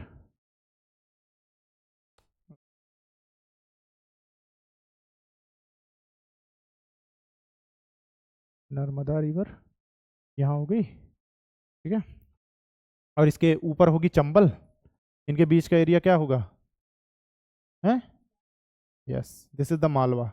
ये मालवा का जो रीजन था it is also ruled by the Marathas. ठीक है, समवेयर हियर, यहाँ पे कुछ उड़ीसा, और यहाँ पे कोंकण, ये सब ज्योग्राफी की चीज़ें हैं तो मुझसे मत पूछना। ठीक है, यहाँ पे कोंकण आइलैंड्स, नहीं sorry what do you call, sea coast, and then Konkan sea coast, यहाँ पे क्या होगा, मालाबार, है ना। चलो तो अच्छी बात है, पता है आप लोगों को। यहाँ पे मालाबार, इधर कोंकण, इधर मालाबार, यहाँ क्या होगा, कोरोमंडल। ठीक है ना, लिखवाने की जरूरत नहीं, वो सब उसका पार्ट। ठीक है, ओके। अब देखो आप, तो इसको ऐसे डिवाइड कर लेते हैं, इधर लिख दो मराठास। ठीक, ये मराठास हो गए, यह महाराष्ट्र वाला पार्ट, इधर लिख दो हैदराबाद, इधर हैदराबाद रहा होगा, एंड इधर नीचे यस ट्रैवनकोर। ठीक है, तो थोड़ा सा, हाँ थोड़ा सा मतलब थोड़ा और नीचे ही लिख देना, हाँ ठीक है। मतलब ये ड्राइंग उतनी अच्छी नहीं है, ये तो बहुत अच्छा बन गया, कॉपी में दिखाऊंगा कैसे बना तो रो दोगे। यहाँ वी बना, वहाँ यू बना है। ठीक है, तो अच्छा, इधर जो रूलर्स थे ना उनको नॉर्दर्न सरकार्स बोलते थे। जो आंध्रा का कोस्ट था, ये यहाँ पे कहीं आंध्रा का कोस्ट होगा, कोरोमंडल वाला जो एरिया था आंध्रा का कोस्ट होगा, कोस्टल रीजन, और यहाँ पे जो रूलर्स होंगे उनको बोलेंगे नॉर्दर्न सरकार्स।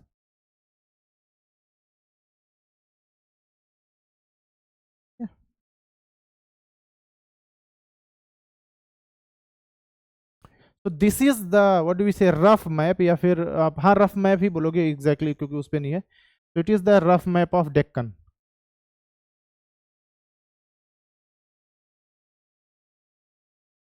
अरे मैं कार से आ जाऊं तो वो सरकार हो जाएगा, sir is coming with the car, सरकार, नथिंग एल्स। ठीक है, so this is the rough map of Deccan जो उस टाइम पे। तो basically it was the whole thing was, जो नहीं रूल कर रहे थे खुद से, वहां से वो लोग चौथ वगैरह वसूल रहे थे। ठीक है, तो ये बेसिकली रीजन था मराठास का, ये रूल कर रहे थे वो, डायरेक्टली इनडायरेक्टली जैसे भी बोलो, बट या this is the rough idea for the year rule, कि हाँ ये सब कहीं से चौथ वसूल रहे होंगे, कहीं खुद कर रहे होंगे, चल रहा था। यहाँ थोड़े पावरफुल लोग बैठे थे तो सामंजस्य से काम चल रहा होगा। यहाँ तक क्लियर है? ये तो एक रीज़न हो गया कि मराठास पावरफुल बनते गए तो मुगल्स डिक्लाइन हो गए, एक पार्ट हो गया। अब आता है सेकेंड पार्ट, नादिर शाह। अब दिस इज समथिंग इंटरेस्टिंग। ठीक, now comes Nadir Shah. Nadir Shah belongs to who, Iranian. ठीक है ना, he was the Persian ruler.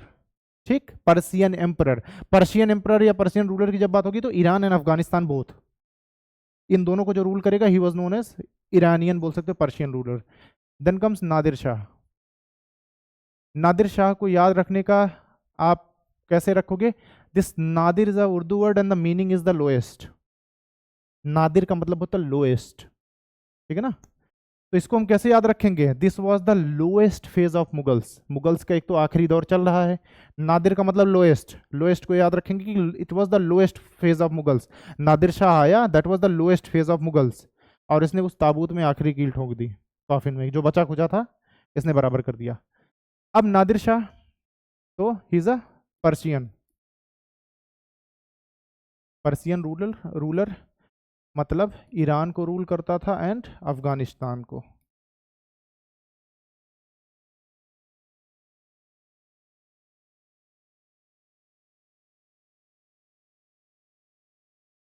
ठीक है,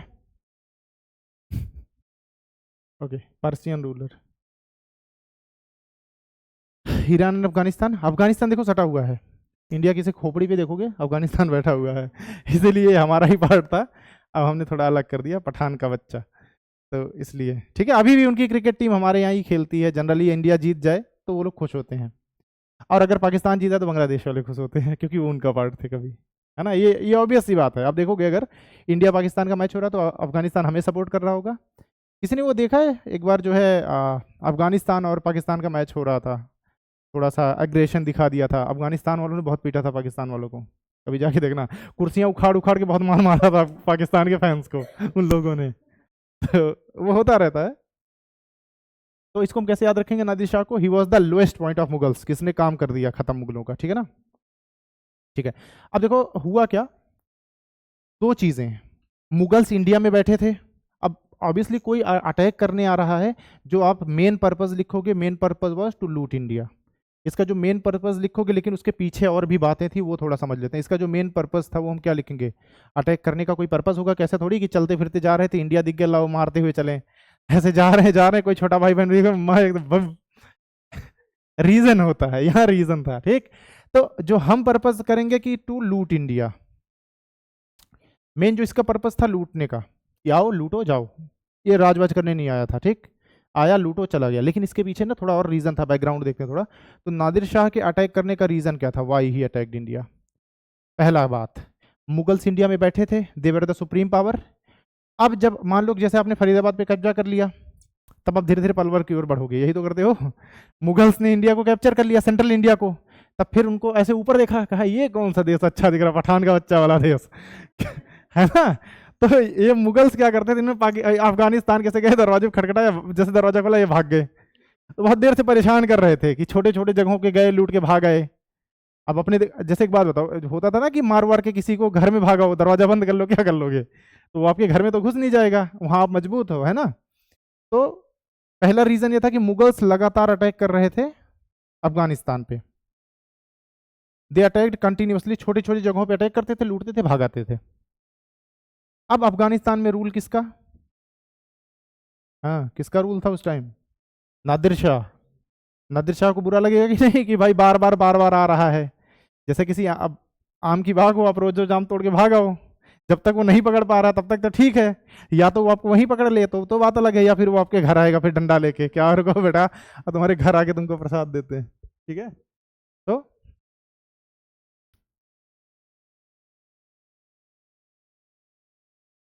ठीक है, तो ये बार बार चीज हो रही थी कि ये मुगल्स भाग जाते। अब हुआ क्या, नादिर शाह को किसी ने चिट्ठी मैसेज कर दिया, व्हाट्सएप खोला, नादिर शाह का नंबर लिया, बोले नादिर शाह का नंबर लाओ, किसी मनसबदार ने किया होगा, खुन्नस खा के बैठा रहा होगा कि भाई मौका ठीक है, मुगल्स ऑलरेडी कमजोर हो चुके, क्योंकि मराठा ने एक एंड तो कमजोर कर ही दिया, ठीक। मराठाज ने जब अटैक किया, जब बाजीराव की बात आएगी नोट्स में आप देखना, बाजीराव ने दिल्ली के निजाम को हरा दिया, Nizam was a very big power, है ना, कि बाजीराव आए, मस्तानी के साथ गाना वाना गाया, फिर कहे कि आप चलते हैं थोड़ा उधर, बाजीराव आए घोड़ा लेके और दिल्ली के निजाम को हरा दिया। जब सेंट्रल पावर का कोई मनसबदार हार जाए, निजाम वॉज द बिगेस्ट पावर उस टाइम पे, मुगल की सबसे बड़ी आर्मी हार गई मुगल की, तो Mughals are at their lowest, अब वो लोएस्ट पे हैं। किसी ने व्हाट्सएप कर दिया नादिर शाह को कि अंकल मौका ठीक है, अब घर पे कोई नहीं है, बच्चा अकेला जो आम तोड़ता, आओ अब अंकल पहुंच गए, तो नादिर शाह को पता चल गया कि भाई इस टाइम पे ये वीकेस्ट पॉइंट है इनका, इससे पहले मजबूत हो, हम भी चल के टपली मार ले, है ना।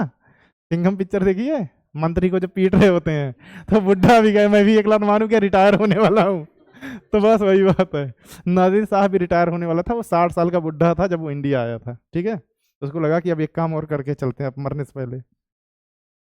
एक रीजन समझ आया, मुगल्स बार बार टपली मार रहे थे, उसको गुस्सा आ गया। एक और चीज हुई, उसने जब देखो, अच्छा एक चीज और होती, जब सोचो आम से रोज आम तोड़ के भाग रहे हो, तो या तो किसी के साथ वो भी भिजवा देगा ना मैसेज, किसी को भेज दे आपके घर की, भाई जाके कह देना यार उनका बच्चा रोज आम तोड़ रहा है, मना कर लो नहीं तो मारूंगा। ठीक ऐसे ही नादिर शाह ने बोला कि एक काम करता हूं, एक मैसेंजर भेज देता हूं, जैसे राम जी ने हनुमान जी को भेजा था, अंगद को भेजा था, तो उसने एक मैसेंजर भेजा। ठीक मैसेंजर भेजा। अब मैसेंजर आया, जैसे मान लो आम वाले ने किसी को भेजा कि भाई जाओ यार बता दो उनके घर वालों को कि भाई ये आम तोड़ता है रोज। अब वो बताने आए, तो अब क्योंकि मैं ही आम तोड़ा था, मैंने उनको देखा, अरे आओ यार पानी वानी पी के जाना, उसको अंदर लेके आए, उसको भी बंदी बना लिया। इसने मैसेंजर भेजा, मुगल बोले आओ यार तुमको अपना राज्य दिखाते हैं, और इसको कैप्चर कर लिया। और मैसेंजर को कैप्चर करना उस टाइम पे बहुत बड़ा जुर्म होता था। मैसेंजर को पता ही नहीं चला, लास्ट तक भी नादिर शाह आया इंडिया, पता ही नहीं चला इस मैसेंजर को कहाँ गायब किया मुगल्स ने। This messenger was captured by Mughals. अब यहाँ पे इन्होंने जंग छेड़ दी। किसी के मैसेंजर को अगर आप कैप्चर कर लोगे तब मान के चलो कब लड़ाई होनी है, ठीक है ना। Captured by Mughals. लास्ट तक इस मैसेंजर का पता नहीं चला कौन था, इस बेचारे का इसलिए नाम भी कहीं हिस्ट्री में नहीं है, क्योंकि पता ही नहीं चलने दिया मुगल्स ने, ऐसा गायब किया। ठीक है, हो सकता है किसी पुल में चिनवा दिया हो सलीम के जैसे वो एक्सपर्ट थे ही चिनवाने में, किसी को घर में किसी को पुल में। हो सकता है हम इधर सब जाते हैं ना, पुल उल फरीदाबाद में बने हैं, दिल्ली में बने, हो सकता है किसी पुल में हो अभी बेचारा। ठीक है, तो he was captured by the Mughals. Messenger capture कर लिया, रोज परेशान कर रहे हो। अब नादिर शाह को गुस्सा आ गया, अब वो इंडिया आ गया। अब वहां से वो अपना काफिला लेके चला, सबसे पहले ईरान के लोगों को इकट्ठा किया, ईरानी ग्रुप, देन कम्स तुर्रानी ग्रुप। अब दो जो मेजर ग्रुप्स थे उस टाइम के वो उसके साथ आ रहे हैं इंडिया। ठीक है, उसके बाद क्या होगा तो आपको पता ही है। अब वो आया दिल्ली पे अटैक किया, सबसे पहले आया अफगानिस्तान से होता हुआ दिल्ली आया, यहाँ अटैक किया। अब ठीक है, दिल्ली पहले से ही मरी पड़ी थी, क्योंकि मराठास ने इसको पीट रखा था पहले से ही, दिल्ली वैसे ही मरी हुई थी। और उस टाइम पे मैंने बोला देखो, जब दिल्ली को मराठास ने पीटा तो फिर वही बात है, चिन कुली खान एंड देन मुर्शीद कुली खान, ये आएंगे, ये एज अ पपेट किसको बैठा चुके हैं दिल्ली पे, अहमद शाह रंगीला, पहले से ही मरा हुआ शासक, he is acting as a puppet. Nadir Shah आया, यहाँ इसको मिला अहमद शाह दिल्ली में, अहमद शाह को 3-4 थप्पड़ मारे। अहमद शाह बोला, अहमद शाह को 3-4 थप्पड़ दिया। अहमद शाह बोला अरे ये सब क्या कर रहे, मैं तो आराम से डांस वांस देख रहा था, मैं तो कुछ कर भी नहीं रहा हूँ। ठीक, उसके बाद कितने महीने तक रहे ये, 2 महीने तक। 2 महीने के लिए दिल्ली का एम्परर बना ये नादिर शाह, सिर्फ 2 महीने के लिए, क्योंकि ये 60 साल का बुढ़ा था, इसको पता नहीं था कि कब ये मर जाएगा। 2 महीने के लिए ये, अच्छा बीमार रहता था, लेकिन ही was a very good military commander. जो इसकी टैक्टिक्स थी दैट वाज नेक्स्ट लेवल, कि भाई कहीं दूर से आकर के किसी सेंट्रल पावर को हराना छोटी बात नहीं है। ठीक है, अहमद शाह को, अब मैंने अहमद शाह के बारे में पहले ही बता दिया कि Ahmad Shah was acting very meek, बहुत कमजोर था, पोलाइट था कि लो कर लो। अब इससे प्रॉब्लम क्या होती है, एक तो हार गए आप। एक बात बताओ, जैसे मैं किसी को अपना राजा मानता हूँ और मैं देख लूँ कि उसकी डिग्निटी खत्म होगी, कि वो कूड़ा कचरा साफ कर रहा है किसी का, इज्जत बचेगी क्या उसके लिए, तो मैं उसको राजा मानना बंद कर दूंगा। तो मुगल्स की इज्जत कम होना शुरू हो गई। एग्जैक्ट यहां से पहले तो आप युद्ध में हार जाओ, भाई आप लड़े, आपने अच्छा टक्कर दिया, आप हार गए, that is a different thing. India अच्छा खेल के हार जाए, या हो इंडिया 10 रन पे ऑल आउट हो जाए, बहुत गालियां देंगे हम उसको, है ना। सेम बात कि भाई कुछ तो डिग्निटी दिखा भाई, कि आप मतलब उस टाइम पे कह रहा हूँ कि 30-40 करोड़ इंडियन भी रहे होंगे, 30-40 करोड़ लोगों को आप रिप्रेजेंट कर रहे हो, और आप किसी बाहर के इन्वेडर के सामने ऐसे खड़े हो, ये आपकी इज्जत कम कर देगा, लोगों का मुगल एम्पायर से विश्वास उठना शुरू हो जाएगा। और तब आप रूल नहीं कर सकते जब लोग आपके अगेंस्ट हो जाए, है ना। तो यहां से मुगल्स की इज्जत कम होना शुरू हो गई। तो इस बात से, क्योंकि Ahmad Shah was he was a very weak या मीक रूलर, कुछ भी बोलो, तो यहां से क्या हुआ कि जो मुगल्स थे उनकी रेस्पेक्ट कम होना शुरू हो गई। अभी तक तो हार रहे थे, अब इज्जत खत्म होना, अब लोगों के दिल से आपकी इज्जत खत्म होना शुरू हो गई, अब लोग आपको राजा मानना बंद कर देंगे, है ना। तो इनकी जो रेस्पेक्ट थी वो यहां से डिक्लाइन होना शुरू हो गई, रेस्पेक्ट डिक्लाइन होना शुरू हो गई। देखो अब कितने फैक्टर्स बन रहे हैं, लड़ाई में हार रहे हो, इकोनॉमिकली मर रहे हो, बची खुची जो इज्जत थी वो भी चली गई, है ना। यहाँ से इज्जत भी कम हो गई। जब इज्जत कम हो जाएगी तो फिर ऑब्वियसली बात है, लोग आपको राजा मानना बंद कर देंगे। एक और कुछ चीज़ें नादिर शाह के बारे में। पहली बात, जब ये दिल्ली आया, इसने मुगल्स को हराया, बीमार बीमार रहता था, किसी ने गलती से अफवाह फैला दी कि नादिर शाह मर गया। ठीक होता है ना, कैसे चलता रहता है, अमिताभ बच्चन के मरने की न्यूज अक्सर आती रहती है। ठीक, किसी ने बोल दिया कि Nadir Shah died.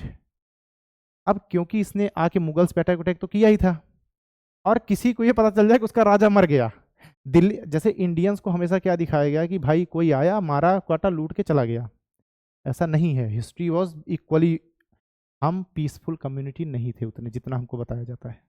We are also violent, और वहाँ यहाँ दिखेगा वो। जैसे ही इसकी अफवाह फैली, दिल्ली वाले जो सिविलियंस थे उन्होंने 3,000 सैनिकों को मार डाला। ठीक, तो दिल्ली के जो सिविलियंस थे, कोई आर्मी वार्मी की बात नहीं कर रहा हूँ, ये जनता की बात कर रहा हूँ दिल्ली के, ठीक है ना। तो जो सिविलियंस थे इन्होंने 3,000 सैनिकों को जो है मौत के घाट उतार दिया, वो भी बहुत बारबेरियन तरीके से, कि मारा काटा, चौराहे पर लटका दिया। ठीक,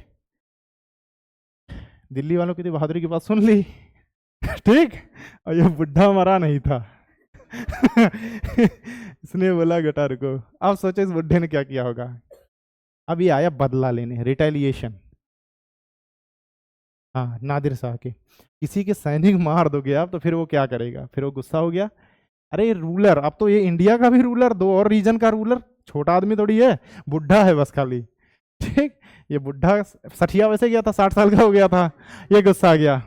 इसने ना मैसेकर बोलते हैं, मैसेकर समझते हो, 2 लाख लोगों को काट डाला बोटी बोटी, 2 लाख। इस वजह से रिटेलिएशन में, रिटेलिएशन समझते हो ना, रिटेलिएशन, दिल्ली की सड़कें लाश से भर गई थी, काट के फेंक दिया कि लो बदला। तो 200 के मैसेकर, है ना, तबाही मचा दी इसने कि लो बेटा खौफ देखो हमारा।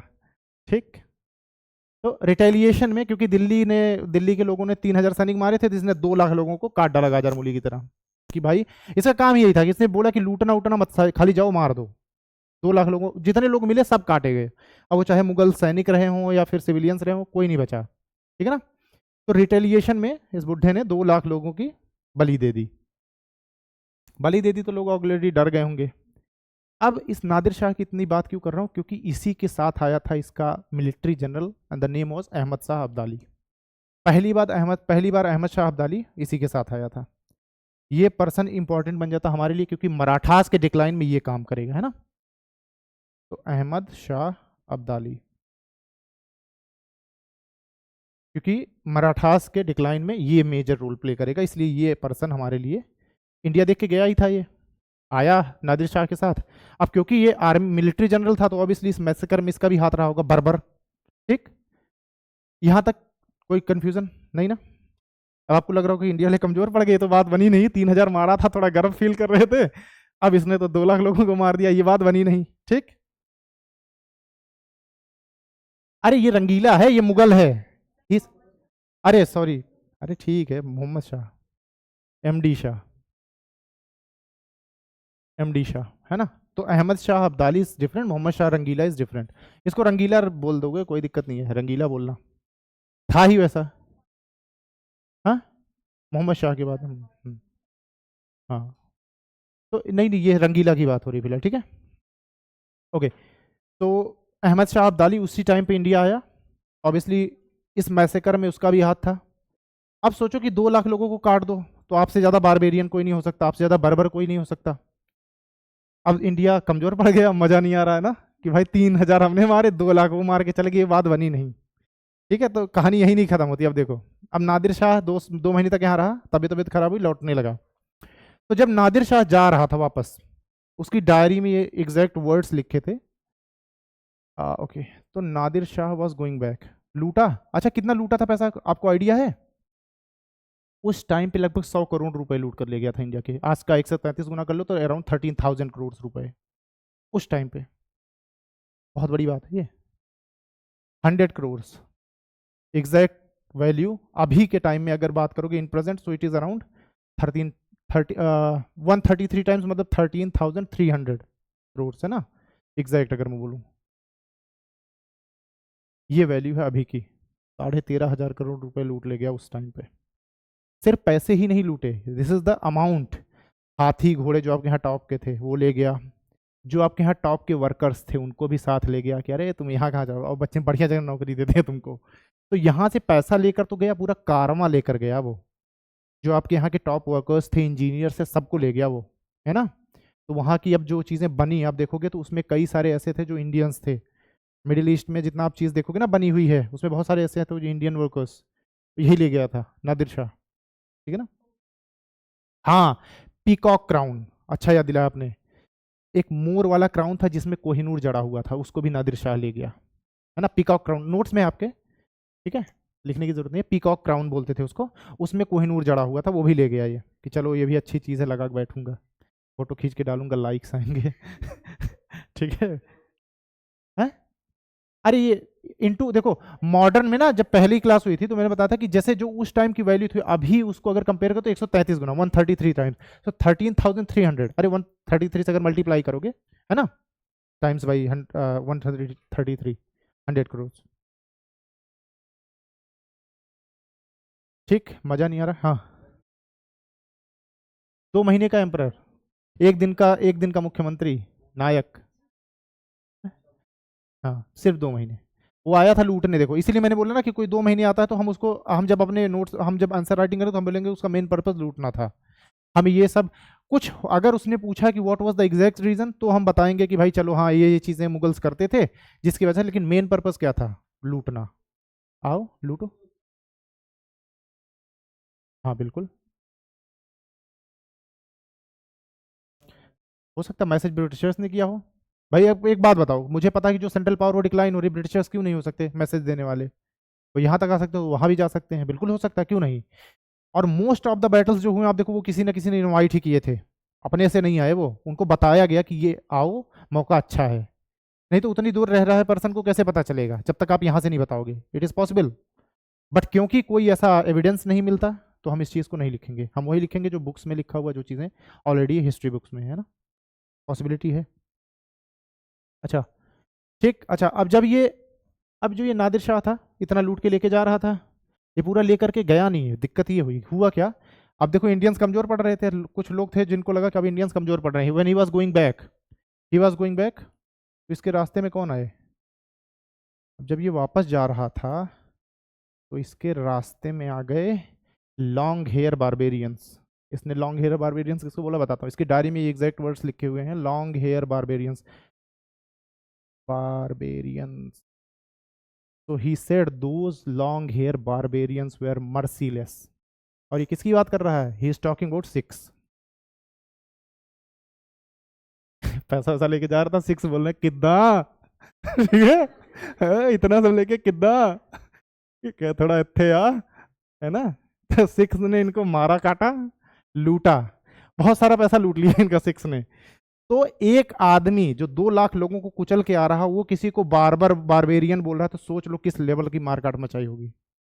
ठीक, तो ये 2 रीजन्स आप देखोगे क्यों यहाँ का कल्चर कभी खत्म नहीं हुआ, एक हरियाणा एक पंजाब, क्योंकि यहाँ के लोग ऑब्वियसली हमेशा वो रेबल नेचर के रहे हैं, और यही इतिहास रहा है ये, टू बी ऑनेस्ट। अभी यहाँ के लोग ऐसे क्यों हैं, थोड़ी बात पे ये लोग मारपीट पे उतर आते हैं, क्योंकि इनका भाई पीढ़ियों से ये चीज चली आ रही है ना, ये हमेशा इन इन रीजन्स को कभी एकदम आप ये नहीं कह सकते कि कोई भी कभी भी इंडिया में कोई कैप्चर नहीं कर पाया पूरी तरीके से, हमेशा जब बात रही है तो सामंजस्य वाली, कि भाई हाँ थोड़ा मैं एडजस्ट करता हूँ थोड़ा तुम करो, ये रीजन्स कभी कैप्चर नहीं होंगे। तो those long hair barbarians, he was talking about six, होते कि भाई थोड़ा थे यार, कितने चलिए गोभी द फूल बन के।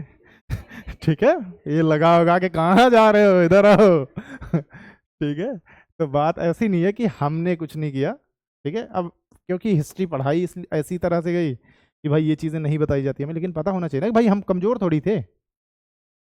आप देख लो ना कि भाई जेनेटिकली क्या, आप इंडिया में कोई भी रीजन आप चले जाओ, कोई जेनेटिकली इतना कमज़ोर नहीं है, पॉपुलेशन थी हमारे पास उस टाइम भी, we were rich in spices, gold फलाना। ले गया उसके बाद ये जितनी चीज़ें थी लेकर वापस चला गया, ठीक है। ठीक है, अब देखो आप हुआ क्या, नादिर शाह क्योंकि बुढ़ा था 1747 में ये मर गया, मर गया 1747 में, this Nadir Shah died, 1747 he died, ठीक है। अब जब ये 1747 में मर गया तो इसके बाद इक्वली पावरफुल एक पर्सन और था इसकी आर्मी में, कौन था, Ahmad Shah Abdali, he declared himself as the king of Afghanistan. इसके मरते ही अहमद शाह अब्दाली बन गया अफगानिस्तान का राजा।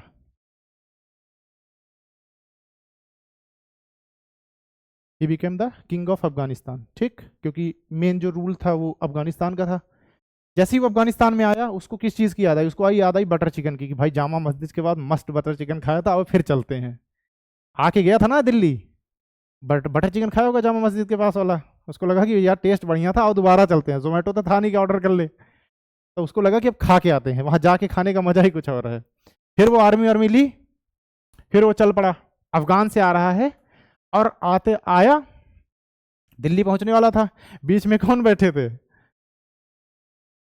कहे पाजी कितना इधर आओ। ठीक, अच्छा, सिर्फ सिख नहीं, उस टाइम पे जाट भी थे, ये दोनों। यहां से मर कट के बचा होगा तो ये लोग बैठेंगे, अरे अत्या, नहीं, थोड़ा जाट वाली लैंग्वेज में कैसे बोलेंगे भाई किसी को बुलाना हो तो? अरे ताऊ, इतना, ऐसा कुछ जो भी हो। तो बचा पहले फिर ये बैठे थे, जितना सामान वामान लेके आया था पहले इसको मार के लूट लिया। तो पहला जो अटैक था अहमद शाह अब्दाली का, it was failed. This was the reason कि वहां पे सिख बैठे थे, दे वर इक्वली पावरफुल, बहुत पावरफुल थे सिख्स उस टाइम पे, और जाट्स। यहाँ से बचोगे तो यहाँ मार खाओगे, दिल्ली नहीं पहुंच पाए बेसिकली। तो ये आया, लेकिन यहीं पहुंच करके लौट गया। इसको लगा कि काम बनेगा नहीं, जब इसने देखा कि मैं भी मर जाऊंगा, इसको लगा थोड़े टाइम बाद आओ प्रिपेयर होके, फिर ये जब दोबारा आएगा तब ये हराएगा, अहमद शाह अब्दाली आएगा फिर, है ना। तो जब पहला जो इसका अटैक था, नोट्स में है ये आपके, वो फेल हो गया था। रीजन यही था कि उस टाइम पे सिख, जाट और ये जो कम्युनिटीज थी उधर, ये बहुत पावरफुल थी, इनको हराना मुश्किल था, है ना। क्योंकि मैंने बोला मुगल्स डिक्लाइन हो रहे थे, तो रीजनल पावर्स के पास इतनी ताकत आ गई थी कि अब वो एक्ट कर सकते थे एज अ ऑटोनॉमस रीजन। जब ऑटोनॉमी आ जाएगी तो भाई, अब जब मुझे पता कि मुझे अपने को बचाने के लिए लड़ना है, तो पूरी ताकत के साथ लड़ोगे। फिर बात वही हो जाती कि आपका घर है यहाँ, कोई बाहर से आ रहा तो आपकी कंडीशन से, जोग्राफी से वो अवेयर नहीं है कि नहीं। ब्रिटिशर्स बाद लास्ट तक कई सारे ट्राइबल एरियाज ऐसे थे जिनको कैप्चर नहीं कर पाए। आओ मारने, हम जंगल में छुप जाएंगे, हैं, रात में निकलेंगे मस्त काजल लगा के, आंख भी नहीं दिखेगी, अंधेरा, वैसे ही नहीं दिखेंगे, थोड़ा सांवले काले होते थे। रेसिस्ट नहीं हो रहा हूँ, दिस इज द ट्रूथ। कि ऐसे रीजन में सी एरिया वाले होंगे, सी कोस्ट एरिया वाले होंगे, जहाँ जंगल वगैरह होंगे, वो लोग थोड़ा फेयर नहीं होंगे उतने, है ना। तो पहले ही गाले, अंधेरे में वैसे भी गायब, दांत और आंख दिखती थी, उस पर काला मंजन लगा लिया, काजल लगा लिया, पेड़ से चिपक के बैठे रहते थे, क्या उड़ा, है ना। ठीक है। तो कभी कभी आप लखनऊ जाओगे, भूल भुलैया नाम सुना है, नोन एज बड़ा इमाम बाड़ा, तो वहाँ जाओगे ना, तो जैसे महल जो बना हुआ है भूल भुलैया, उसमें देखो सिस्टम क्या था, ऐसे गैलरी बनी हुई है ताकि लोग आ जा सकें, और इस गैलरी के किनारे ना ऐसे छोटे छोटे वो बने हुए हैं, क्या कह सकते हैं कि अलमारी जैसा, छोटा अलमारी जैसा, दिखेगा नहीं जब गैलरी में चलोगे। उस अलमारी में सैनिक बैठे रहते थे भाला लेके। इधर से आओ, यहाँ से ऐसे जैसे फल वल नहीं खाते हम, ऐसे कि ऐसे सेब पे लगाया खा गए, ऐसे मारा, उसमें से खींच के फेंक दिया, चल निकल। और नीचे जाके वो इकट्ठा होते रहेंगे, इकट्ठा होते रहेंगे। तो देखो साइंस उस टाइम पे भी था, तो इस तरह से था। ऐसे ही ट्राइबल्स थे कि आओ बैठे रहते जंगल के पेड़ वेड़ पे चढ़ के बैठे, क्या कर लोगे, आओ नीचे से बंदूक लेकर आओगे, क्या करके आओगे। आधे सांप काटने से मर जाते थे उस टाइम पे। अच्छा, एक बहुत बड़ा रीजन था उनको मरने का यूके के ब्रिटिशर्स का, सांप बहुत ज़्यादा थे, किंग कोबराज उस टाइम पे भयंकर किंग कोबराज थे। स्टोरी पढ़नी हो कभी जाके पढ़ना, तो बाउंटी प्रोग्राम चलाया ब्रिटिशर्स ने, सांप बहुत ज़्यादा थे, तो उनके लिए मुश्किल हो गया कि भाई जंगल में जाते थे, सांप काट लिया, मर गए। उस टाइम पे इलाज थोड़ी था, जब तक इलाज मिलेगा मर जाओगे, कोबरा आपको काट लेगा, अगर इलाज नहीं मिला तो गए, तुरंत झाग निकलेगा, नीला पड़ जाओगे। ठीक है। तो इन्होंने बाउंटी प्रोग्राम चलाया क्या, कि अगर कोबरा मार के ला करके दोगे तो इनाम देंगे, एक सांप मार के ला कर दोगे 10 रुपया। ठीक। तो लोगों ने पहले, इंडियंस बड़े जुगाड़ू होते हैं, देखो पहले तो जब तक खोज के मार पाए, कोई सांप अगर लगातार उसका हंट किया जाता तो वो सांप छुपना शुरू कर देंगे, नेचर। हमको कोई हंट करने लगे तो हम छुप जाएंगे, अब सांप पकड़ना मुश्किल। तो लोगों ने क्या किया, उनकी ब्रीडिंग शुरू कर दी, कोबरा पैदा करेंगे, फिर मारेंगे, फिर लेके जाएंगे, अब बताओ। ठीक। अब ब्रिटिशर्स को जब तक ये बात समझ आती, तब तक बहुत सारे ब्रीडर्स आ गए। तो जब ये बात पता चली भाई तुम तो अपने घर से लाके कोबरा दे रहे हो, तो उन्होंने इसको मना कर दिया। और जब मना किया तो वो और गुस्सा हो गया कि उन्होंने सारे कोबरा छोड़ दिए जंगल में, ले बेटा अब और, है ना। तो ये problem, it is no in history we call it cobra effect, it is known as cobra effect. तो कहीं भी अगर आप इसका रेफरेंस देना चाहो, cobra effect is nothing but worse in the situation, किसी चीज का सोल्यूशन उस चीज को और वर्स बना देना, that is called as cobra effect in history. ठीक है। ये सब ज्ञान की बातें हैं, कहीं मिलेंगी नहीं हिस्ट्री, आपकी हिस्ट्री बुक्स में। बट हाँ, this is called cobra effect. Britishers की कोई डॉक्यूमेंट वगैरह देखोगे तो उसमें it is known as cobra effect. तो cobra effect is nothing but it is worse in the situation, कि कोई चीज़ ऐसी कर दो फ्रेंच लोगों ने क्या किया, बीच में पॉलीथीन को जो है बोला कि जो स्मॉल प्लास्टिक वाली पॉलीथीन से ये पॉल्यूशन फैला रही है, इसको बंद कर दो। ठीक, तो स्मॉल वाली बंद हो गई कि भाई सिंगल यूज या ऐसा कुछ बंद कर दिया, तो उन्होंने उसका अल्टरनेट निकालने के लिए मोटी पॉलीथीन ला दी कि लो एक ही पॉलीथीन हम 20 बार चलाएंगे इसको।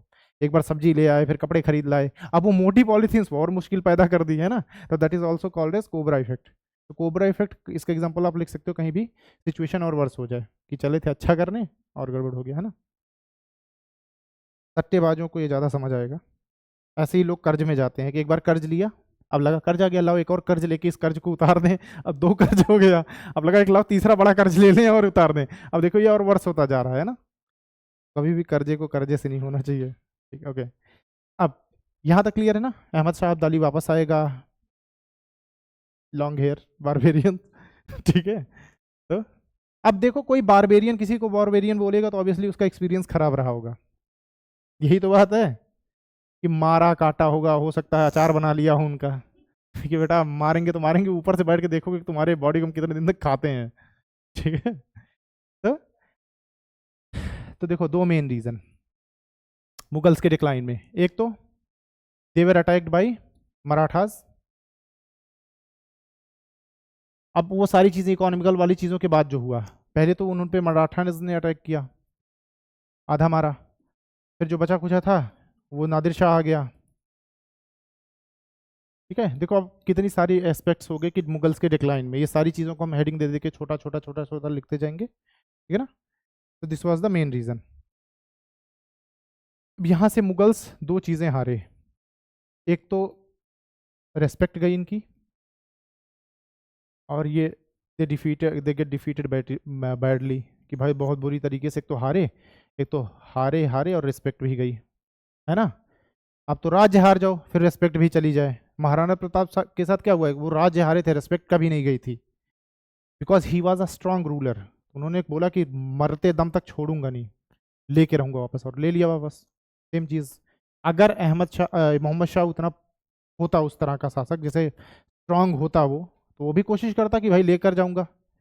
आपके घर में आके कोई मार रहा है, पूरी इंडिया को आप रूल कर रहे हो, कितने मनसबदार, कितनी आर्मी आपके पास होगी, कोई बाहरी पर्सन आएगा कितना आर्मी लेकर आ जाएगा, बहुत ज़्यादा नहीं ना। लेकिन अगर आप अच्छे से सबसे रिलेशन वगैरह बना के रखते, आप एक स्ट्रांग पर्सनैलिटी होते, तो आप हारते नहीं। ठीक है ना, चलो अच्छा ये चीज़ हुई, ये समझ आया। ठीक है, तो नादिर शाह को ऑब्वियसली लूट लिया इन्होंने। अब देखो नादिर शाह के टाइम पे एक और चीज़ हुई थी, जब इसने रंगीला पे अटैक किया, अब नादिर शाह के साथ देने के लिए एक पर्सन और आया था, जो कि था अवध का नवाब, का नाम क्या था। इस नादिर शाह अकेले नहीं जीता, जैसे आप बोल रहे थे ना किसी ने साथ दिया होगा, किसी ने मैसेज दिया होगा, एक पर्सन थे नवाब ऑफ अवध या नाजिम ऑफ अवध, कुछ भी बोलो, नवाब ऑफ अवध। नाम क्या था, नाम था शहादत अली खान। शहादत, शहादत मत लिख देना, शहादत, SAADAT, शहादत अली खान। ठीक, नवाब ऑफ अवध, और इन्होंने साथ दिया along with Nadir Shah attacked on Mughals. अब क्योंकि अवध एक बहुत बड़ा रीजन था, सोच के देखो ना, मैंने बोला था ना वीक रूलर्स, फ्रेजाइल पॉलिटी, अगर आपके रिलेशंस इसके साथ अच्छे होते, इसमें कई तरह से बोल सकते हो, क्योंकि रूलर वीक था, फ्रेजाइल पॉलिटी कि आपने संबंध अच्छे नहीं रखे, ये सारी बहुत सारे एस्पेक्ट इसमें काम करेंगे, सारे एस्पेक्ट काम करेंगे, तभी ये आपके खिलाफ लड़ा। इसको क्या चाहिए था, इसको चाहिए था मीर बख्शी का post, he wanted the Mir Bakshi post. गया, बोला कि एक काम करो, अवध उस टाइम पे बहुत बड़ा रीजन था, सबसे बड़े रीजन्स में से एक था अवध, इतने बड़े रीजन का मैं मालिक हूँ। तो ये गया मोहम्मद शाह के पास, बोला कि एक काम करो, वक्त आ गया है, या फिनांस मिनिस्टर बना दो सेंटर का, मीर बख्शी की पोस्ट चाहिए मुझे। ठीक, तो मोहम्मद शाह डांस वांस देखने का बाद में आना, अभी बढ़िया डांस चल रहा है, देखो एकदम गाना बढ़िया चल रहा है, सब कुछ ठीक चल रहा है, बाद में आना, बाद में बात करेंगे। ठीक, नाराज हो गया, एक बड़े रीजन का मनसबदार नाराज हो गया, नवाब बोलो नाजिम बोलो कुछ भी बोलो, नाराज हो गया। अब जब ये नाराज हो गया, इसकी नाराजगी को दुगना किया इन्होंने, किसको मीर बख्शी बना दिया, किन कुली खान को। ठीक, हैदराबाद का नवाब। चिन कुली खान को बना दिया, क्योंकि चिन कुली खान को क्यों बनाया, रीजन आपको मैंने बताया कि चिन कुली खान की वजह से ही मोहम्मद शाह बैठा हुआ है गद्दी पे, he is used as a puppet. तो मीर बख्शी किसको बना दिया, चिन कुली खान को, तो इसकी जगह मीर बख्शी बन गए चिन कुली खान, चिन कुली खान। अब ये गुस्सा हो गया, बोला बेटा मौका मिलने दो, हो सकता है इसी ने टेक्स्ट किया हो नादिर शाह को, आओ हम साथ हैं, ठीक है, तुम यहाँ पहुंचोगे, खाने वाने की व्यवस्था हम करेंगे, खाना पीना खाओ, आराम करो, मारने चलेंगे साथ में, ठीक, कि इसने लड़के बुला लिए, अब मारेंगे। अब ये साथ में लड़ गया इनसे, गया शहादत Ali Khan along with Nadir Shah attack करता है मोहम्मद शाह पे, Delhi was defeated, looted badly. Nadir Shah 2 महीने बाद लौट गया। अब फिर से राज किसका आ गया, मुगल्स का। भाई रिप्रेजेंटेटिव तो मुगल्स ही है ना, वो तो आया लूट के चला गया, फिर से मुगल्स इस्टेब्लिश हो जाएंगे। अब फिर से मुगल्स इस्टेब्लिश हो गए तो फंसा कौन, ठीक, क्यों फंसा, पहली बात, he was badly humiliated by Nadir Shah. क्यों, इसने बोला जब बेटा तुम अपने बाप के नहीं हो तुम हमारे क्या होगे, ठीक, गाली वाली देके भगा दिया, भग, गद्दारों की जगह नहीं है हमारे यहाँ। तो नादिर शाह ने इसको गद्दार बना दिया, ह्यूमिलेट किया, ठीक। फिर ये भाग के गया मोहम्मद शाह के पास, बोला बेटा उस दिन डांस देख रहे थे लेकिन भूला नहीं हो कि तुम मेरे अगेंस्ट थे। अब दिल्ली में भी इसको एज अ ट्रेटर देखेंगे, अभी हर जगह से गद्दार बन चुका है ना, बाकी भी जो रियासतें होंगी वहां भी गद्दार ही बोला जाएगा, क्योंकि ये मुगल एम्पायर के अगेंस्ट लड़ा, तो पूरी इंडिया की पॉपुलेशन को गद्दार बोलेगी, जहां जगह इसके घर के बाहर गद्दार लिख देंगे, है ना, पकड़ के कोई टैटू कर देगा, गद्दार लिख देगा, यहाँ 3-4 लोगों ने पकड़ा, यहाँ गद्दार लिख दिया। अब जब इतना कुछ इसके साथ होगा तो ये बेचारा हो जाएगा, बहुत डिप्रेस हो गया, परेशान हो गया कि अब क्या करूं, तो पता क्या किया, हाँ, ठीक है ना, तो इतना ह्यूमिलिएट हुआ ये बेचारा, किसने आत्महत्या कर ली, ही कमिटेड सुसाइड। उस टाइम पे भी देखो राजा था, रूलर था, सुसाइड कर लिया ठीक है, एक्शन का रिएक्शन अच्छा नहीं रहा, कोबरा इफेक्ट चला था अच्छा करने, मीर बख्शी बनने, और गड़बड़ होगी, अंत में ही कमिटेड सुसाइड, मर गया ये। अच्छा इनका ना, इनका खानदानी दिक्कत है इनमें, ये लड़ा नादिर अली के शाह, इसका खानदान आएगा सिराजुद्दौला, वो फिर लड़ेगा किसी और के लिए, है ना, कि भाई किसी और की तरफ से, सॉरी सुजाउद्दौला, सुजाउद्दौला आएगा, वो फिर किसी और पर्शियन के लिए लड़ेगा, इनकी खानदान में दिक्कत थी।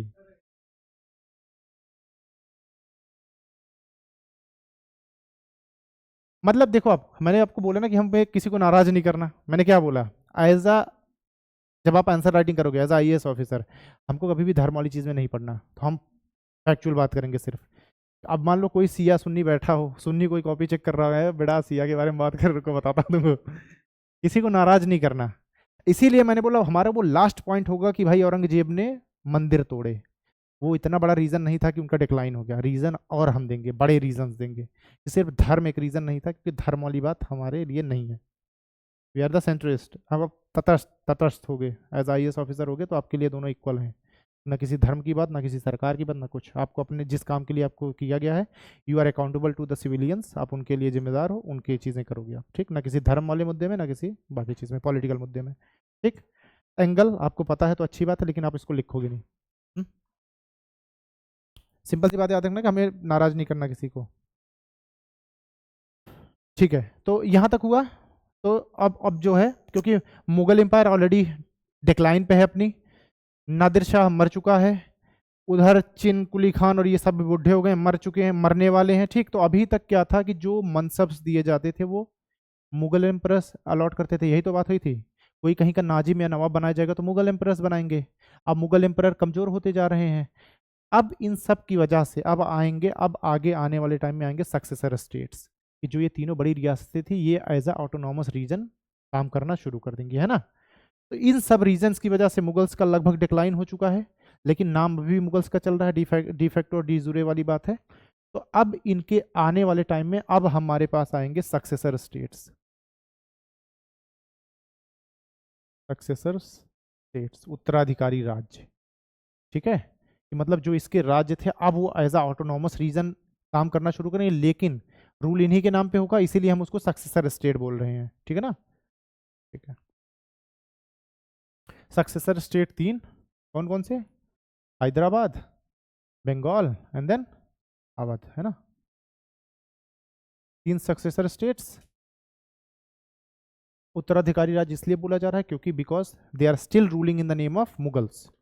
ये अभी भी नाम मुगलों का ही चला रहा है, क्योंकि पूरा इंडिया किसको जानता है? मुगलों को जानता है भाई। 400 साल से 300 साल से राज कर रहे हैं, तो उन्हीं का नाम जानते होंगे, है ना।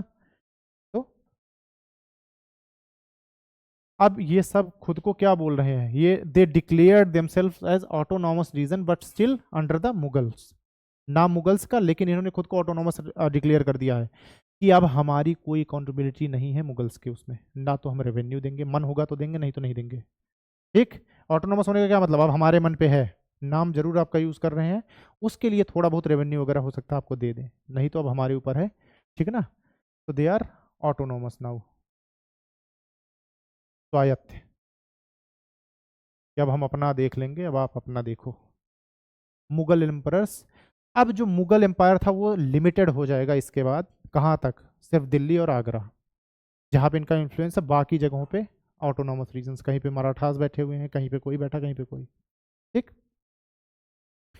अब यहाँ इन सक्सेसर स्टेट्स में क्या स्टैब्लिश होगा? अब यहाँ पे स्टैब्लिश होगा डायनेस्टी रूल, होगा कि नहीं? अभी तक मैंने क्या बोला था? एम्परर की पावर पे जाओ आप, किसी को मनसब देना, मनसब लेना, किसी को कुछ बनाना या उसको हटा देना, यही तो था। अब क्योंकि मुगल एम्परर वीक हो चुका है, और यहाँ पे कोई अगर एक बड़ा आदमी बैठा है, जैसे चिन कुली खान बैठा है, तो ये ऑब्वियस नहीं हो गया कि भाई अगर मैं यहाँ पे अभी रूल कर रहा हूँ तो मेरी आगे आने वाली जो पीढ़ी होगी वो रूल करेगी मेरे बाद। अब ये हमने नियम, ये चीज़ें हटा ही दी ना एम्परर के पास से, कि आपके पास तो पावर रही ही नहीं, डिग्निटी खो दी आपने, हजारों बार हारे। तो अब ये जब तीनों अलग अलग ऑटोनॉमस रीजन हो गए, तो सबसे बड़ी आर्मी इन्हीं के पास, तो एम्परर को भी लगेगा कि जाने दो, हमारा नाम यूज़ करके जो थोड़ा बहुत आ रहा है वो भी खर्चा पानी बंद हो जाएगा, तो भाड़ में जाए। ठीक। वो डांस देखने में बिजी है अभी भी आदमी, उसका राज्य खत्म हो रहा है, वो डांस देख रहा है, बढ़िया, ये चलते रहने दो। ये वाला गाना लगाओ, एक काम करो, साइड सॉन्ग लगाओ। हम साइड सॉन्ग देखेंगे, राज्य जा रहे हैं ना, तो जगजीत सिंह का कोई गाना लगा लिया होगा। ठीक है। तो अब यहाँ पे डायनेस्टी रूल हो गया कि जो आगे आने वाली पीढ़ी होगी, जो जिस जगह का गवर्नर होगा, जो जिस जगह को रूल कर रहा होगा, वो उसकी आने वाली पीढ़ी आगे आने वाली गवर्नर बनेगी, है ना। ओके। तो दे बिहेव्ड ऑटोनॉमस। ऑटोनॉमस किस उसमें अगर आप लिखना चाहो तो 3-4 चीजें लिख लो कि किन चीजों में ऑटोनॉमी। एक तो इन वॉर, लड़ाई झगड़ा किससे करना है, किस पे अटैक करना, किस पे नहीं करना है, it will be my decision, not the Mughal emperors decision. कहाँ पे वॉर होगा या वॉर में हम कैसे लड़ेंगे, it's my decision, none of the business of Mughal emperor. कोई बिजनेस नहीं। ठीक है। जो इंटरनल एडमिनिस्ट्रेशन होगा, मतलब भाई जमींदार वगैरह नियुक्त होंगे, मनसबदार भी होंगे, कोई एक बड़ा मनसब होगा तो वो भी मनसबदार नियुक्त कर सकता है, इंटरमीडिएट होंगे, फलाना होंगे, जो भी होंगे, वो सब कौन देखेगा? ये इसके गवर्नर्स, जो इन रीजन को उस टाइम पे रूल कर रहे हैं मुगल्स के नाम पे, वही ये सारा एडमिनिस्ट्रेशन टीम। किसकी हायरिंग होगी, किसकी नहीं होगी, मुगल एम्परर से कोई डिस्कशन नहीं। पहले ये कौन करता था? मुगल एम्परर, जो बड़ी पोस्ट थी मुगल एम्परर्स देते थे ना। अब इनके पास ऑटोनॉमी आ गई, तो ये अपने मन से करेंगे, no interference of Mughal emperor. ठीक। ओके। देन एक और चीज, किससे कैसा संबंध रखना है? फॉरेन पॉलिसी कौन देखेगा? ये अपनी फॉरेन पॉलिसी देखेंगे, मुगल एम्परर का कोई वो नहीं। एफपी, फॉरेन पॉलिसी, जो भी मेरी किसी देश से मुझे कैसा रिलेशन रखना है, किसके साथ बना के रखना, किसके साथ बिगाड़ के, it will be my decision, none of your business. देखो, तो ऑटोनॉमी किस सेंस में? वॉर में, इंटरनल जो एडमिनिस्ट्रेशन है उसमें, foreign policy. Then there is another thing which is like giving mansabs और जागीर्स। मनसब और जागीर में भी वही बात, अगर मैं डायरेक्ट इस तरह से अलग से लिखूं तो गिविंग मनसब्स एंड जागीर्स, किसको जमीन दे दूं, किससे ले लूं, इन सारी चीज़ों में ऑटोनॉमी आ गई इन तीनों स्टेट्स के पास। हैदराबाद, बंगालाबाद, यहाँ पे जो रूल, जो डायनेस्टी ऑलरेडी स्टैब्लिश्ड थी, जब वो मरेगा तो उसका अगला रूलर आएगा, या वो किसी को बना के चला जाए, अलग बात है। ठीक। और इन सारी चीज़ों में जैसे हम कभी लिख रहे हैं कि किन किन एरियाज में इनको ऑटोनॉमी थी, तो जो भी एरियाज थे, जितने भी एरियाज आप सोच सकते हो, रेवेन्यू का भी एरिया आप बोल सकते हो, इसमें एक और टर्म ऐड कर सकते हैं, रेवेन्यू वाला होगा ना। कर कौन वसूलेगा? अगर मनसब और जागीर मैं दे रहा हूँ तो मैं ही लूंगा जो टैक्स आएगा। ठीक। अब उसमें से मेरा मन होगा तो आपको दे दूंगा, नहीं मन होगा तो नहीं दूंगा। तो इसीलिए हैदराबाद से तब तक, जब तक चिनकुली खान जिंदा था, तब तक हैदराबाद से रेवेन्यू पूरा का पूरा मुगल एम्परर को ट्रांसफर होता था। और बाकी अवध ने तो बंद कर दिया था, अवध और बंगाल ने, क्योंकि मराठास आ गए थे। बंगाल में तो मराठास थे, इधर वाले रीजन में अवध के भी बहुत सारे रीजन कैप्चर कर रखे थे, तो ना के बराबर रेवेन्यू। लेकिन क्योंकि हैदराबाद में चिनकुली खान था और मुगल एम्परर से उसका अच्छा था, क्योंकि उसी ने बैठाया था, तो थोड़ा लगाव था, तो वो जब तक जिंदा था तब तक रेवेन्यू जाता था, उसके मरने के बाद वहां से भी रेवेन्यू बंद हो गया। तो ये सारे कुछ रीजंस पे और हम एडिशनली लिखते जाएंगे, है ना। ठीक है, तो अब जैसे मैंने बोला कि बाई 1750s, ठीक है, 1750s तक क्या हो गया था, जो मुगल एम्पायर था वो लिमिटेड हो गया था दिल्ली एंड आगरा। मुगल एम्पायर ये लिमिटेड हो चुका था, लिमिटेड दिल्ली एंड आगरा। सिर्फ यहीं की जो चीज़ें थी वही मुगल्स डायरेक्टली देख रहे थे, अदरवाइज बाकी जगह तो ऑटोनोमस रीजन्स हो चुके थे। व्हाट डू यू से, वहाँ पे बाकी अलग अलग सक्सेसर स्टेट्स आ गए थे कि भाई कोई कुछ कोई कुछ कोई कुछ अपने हिसाब से, ठीक है ना। अब जो मुगल एम्परर था उसका क्या, कहाँ उसको थोड़ी बहुत इज्जत बची थी उसकी, जो मुगल एम्परर थी, इसकी अगर मैं हैसियत बोलूँ इन हिंदी, या इसकी इज्जत जो थी वो कहाँ बची हुई थी, दो जगह पे इसकी चीज़ अभी भी इज्जत थोड़ी सी थी, क्योंकि मुगल्स का नाम था, तो जो नए सिक्के जारी होते थे वो मुगल्स के नाम पे होते थे, मुगल एम्परर के, है ना। तो न्यू कॉइन्स किसके नेम पे, मुगल एम्परर्स के, क्योंकि उसी का नाम था। रंगीला को जानते थे भाई, वो भी लंबा राज किया है, भले रंगीला था। तो new coins in the name of Mughal emperor, कि उस सिक्के पे किसका नाम होगा, मुगल एम्परर का। नए सिक्के आते हैं इंडिया का नाम होता है, जैसे ऐसे मुगल एम्परर का नाम होता था। और एक चीज़ होती थी जिसको हम बोलते थे खुतबा, सेकंड चीज़, खुतबा में इनका नाम आता था, खुतबा इज फ्राइडे प्रेयर, जिसको आजकल क्या बोलते हैं, अब जुमा बोलते हैं आई थिंक, है ना, जुमा। नए कॉइन का समझ आया। दूसरा, इसका नाम कहाँ लिया जाता था, खुतबा में या फ्राइडे प्रेयर, हर फ्राइडे को एक प्रेयर होती थी जिसमें लॉन्ग लिव द किंग वाली प्रेयर, है ना। फ्राइडे प्रेयर्स में कहते थे कि भाई रंगीला साहब बहुत लंबा जियो, ऐसे ही डांस देखते रहो, हमको अपना काम करने दो, ठीक। तो खुतबा इस द नेम ऑफ खुतबा, अभी उसको जुमा के नाम से जानते हैं। हर फ्राइडे को देखो जुमा की नमाज होती है ना, it was similar something like that, खुतबा।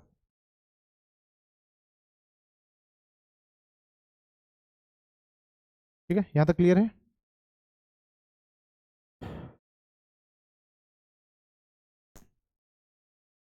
तो सिर्फ यही इज्जत बची थी मुगल एम्परर की, कि नए सिक्के विक्के जारी होते थोड़ा इज्जत देने के लिए लोग कर देते थे नाम उसका। वही है कि नाम का पैसा जो भी उसको मिल रहा था उसकी नाम की वजह से, क्योंकि मुगल एम्पायर काफ़ी लंबे टाइम से चला रहा था, तो जो रेवेन्यू वेन्यू जो खर्च निकल रहा था, घर का जो दाल रोटी चल रही थी, वो इसी से, कि भाई जो पैसा कुछ ऐसे बख्शीश में मिल जाए, कोई नजराना दे दे कि ले भाई पैसा ले ले, ठीक है। जब पैसा नहीं होता होगा तो रंगीला साहब किसी के घर पर चले जाते होंगे, ऐसे ना रिश्तेदारी में, जब वापस आओ थोड़े पैसे जेब में, कि तो रंगीला ऐसे करता होगा, अरे मत दो, रहन दो यार, जाने दो, ऐसे आगे चलता रहे, अरे मत दो, रहन दो, ठीक है ना। तो फिर कहीं से ज्यादा चाहिए होगा, अरे यार 1000 रुपए क्यों दे रहे हो, भले वो 50 की नोट पकड़ के लाया हो, अरे यार 1000 मत दो यार, 10,000 मत दो, इतना मत दो। तो अगला भी सोचेगा कि अरे ये तो सोच के इतना बेटा लाओ, 200 दे दे। तो रंगीला सोचेगा कि आज के 60 ml का जुगाड़ हो गया, अब कल का देखते हैं। ठीक है, तो ये चीज़ थी, तो एम्परर की इतनी इज्जत रह गई थी यहाँ तक 50s आते आते। अब ये ऑब्वियस सी बात थी देन कि सिराजुद्दौला क्यों हारा, इतने सब, क्योंकि बात वही थी ना कि सारे autonomous as autonomous region act कर रहे थे, किसी को किसी से कोई लेना देना नहीं था। अगर तीनों एक साथ लड़े होते, अवध, बंगाल और हैदराबाद, आपको लगता है कि इतने आसानी से ब्रिटिशर्स जीत गए होते? नहीं जीतते। मैंने बोला ना, औरंगजेब के टाइम में भी कोशिश की थी, औरंगजेब ने मार के भगा दिया, आप मिडिवल में पढ़ोगे इस चीज़ को, औरंगजेब के टाइम पे भी आए थे, तो ये सिर्फ अपना प्रचार करने आए थे कि भाई हम क्रिश्चियंस हैं, ये देखो हमारे धर्म में निम्नलिखित बातें अच्छी हैं, आपको अगर अच्छी लगे तो हमें थोड़ा प्रचार करने दो। फिर धीरे धीरे इनको लगा कि लाओ एरिया कब्जा कर लें, औरंगजेब ने कहा निकल जाओ, बस काम खत्म है, मैं पैदा ही मार करने के लिए हुआ हूँ, तो तुम मत आओ मेरे एरिया में, मेरे एरिया में कोई इंटरेस्ट नहीं करना। ठीक है, आप लोगों ने मीम नहीं देखा, बताओ कितनी बढ़िया चीज़ मिस कर दी आपने। अच्छा, अरे अभी वो दे दूंगा ना, बारकोड दे दूंगा, रुको, अभी सारी एक एक साथ स्लाइड की चाहिए, खाली यही चाहिए, ले लो। बताओ, वही 100 रुपया दे रहा था, तुमने 10 रुपये मान गए। देखो 10 स्लाइड हुई थी, 10 10 रुपये इस स्लाइड का दाम। हो गया, ओके। तो यहाँ से अब हम थोड़ा सा अगर फिर से शुरू करें अब ईयर्स के टर्म में, तो 1707 से इनका डिक्लाइन होना शुरू हो गया था। 5807 बोला मैंने, औरंगजेब का टाइम खत्म हो रहा है, औरंगजेब का टाइम खत्म हो रहा है मतलब मुगल का डिक्लाइन शुरू हो रहा है। ठीक, ये समझ आ रहा है कि क्यों 1707 ही ले रहे हैं हम। मैंने बोला था कि औरंगजेब के बाद से मुगल्स का डिक्लाइन शुरू है। ठीक, 1707 ऑनवर्ड्स, आप अपने आंसर में इसको इस तरह से मेंशन कर देना कि 17 से 1707 onwards the Mughal empire started declining, ठीक है ना,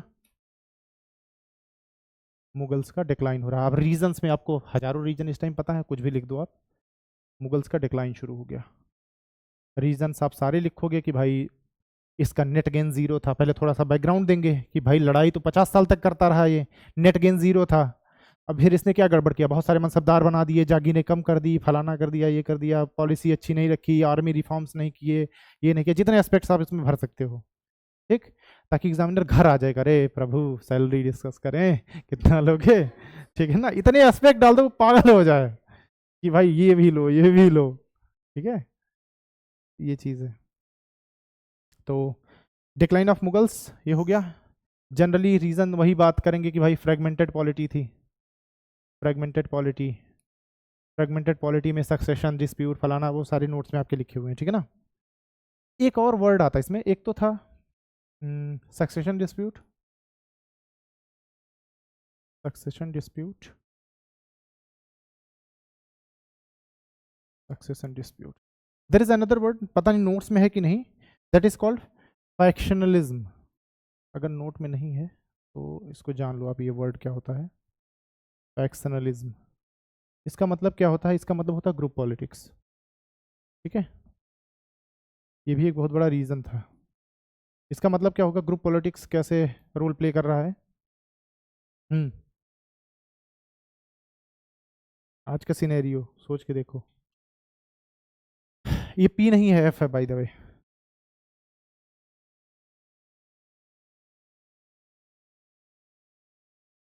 फैक्शनलिज्म, ग्रुप पॉलिटिक्स, ये बताओ किसी चीज के डिक्लाइन का रीजन कैसे बन सकता है। बीजेपी को हराने के लिए सारी पार्टियां गठबंधन कर लें, सेम थिंग, बहुत सारे लोग एक साथ आए, बोले कि अब जरूरत से ज्यादा हो रहा है, खत्म करते हैं इस चीज को, है ना, कि भाई हम तुम्हारे में दखल नहीं देंगे, जब अगर ये काम हो गया, ये चला गया, तो तुम ये ले लेना, मैं ये ले लूंगा, ग्रुप पॉलिटिक्स, है ना। तो ये तो हो ही रहा था सक्सेशन डिस्प्यूट, ऊपर से ग्रुप पॉलिटिक्स भी चल रही थी कि भाई सक्सेसर आएगा तो कौन आएगा, उधर भी अंदर चल रहे थे कि भाई हम दोनों मिलकर इसको मार देंगे, हम आ जाएंगे, कोई तीसरा बना रखा कि तुम दोनों उसको जैसे ही मारोगे हम तुम दोनों को मार देंगे, ये चलता रहता था कि एक को मारो दूसरा आएगा, है ना। तो मुगल्स की हिस्ट्री बिल्कुल होती, क्यों नहीं होती, सोच के देखो, ही वॉज अ स्ट्रांग रूलर, होता कि नहीं, मोहम्मद शाह के अगर कंपैरिजन में आप देखोगे, he was very strong ruler, क्योंकि औरंगजेब के बाद कोई स्ट्रांग रूलर आया ही नहीं, सारे जितने आए खत्म रूलर पहले से ही, ठीक है।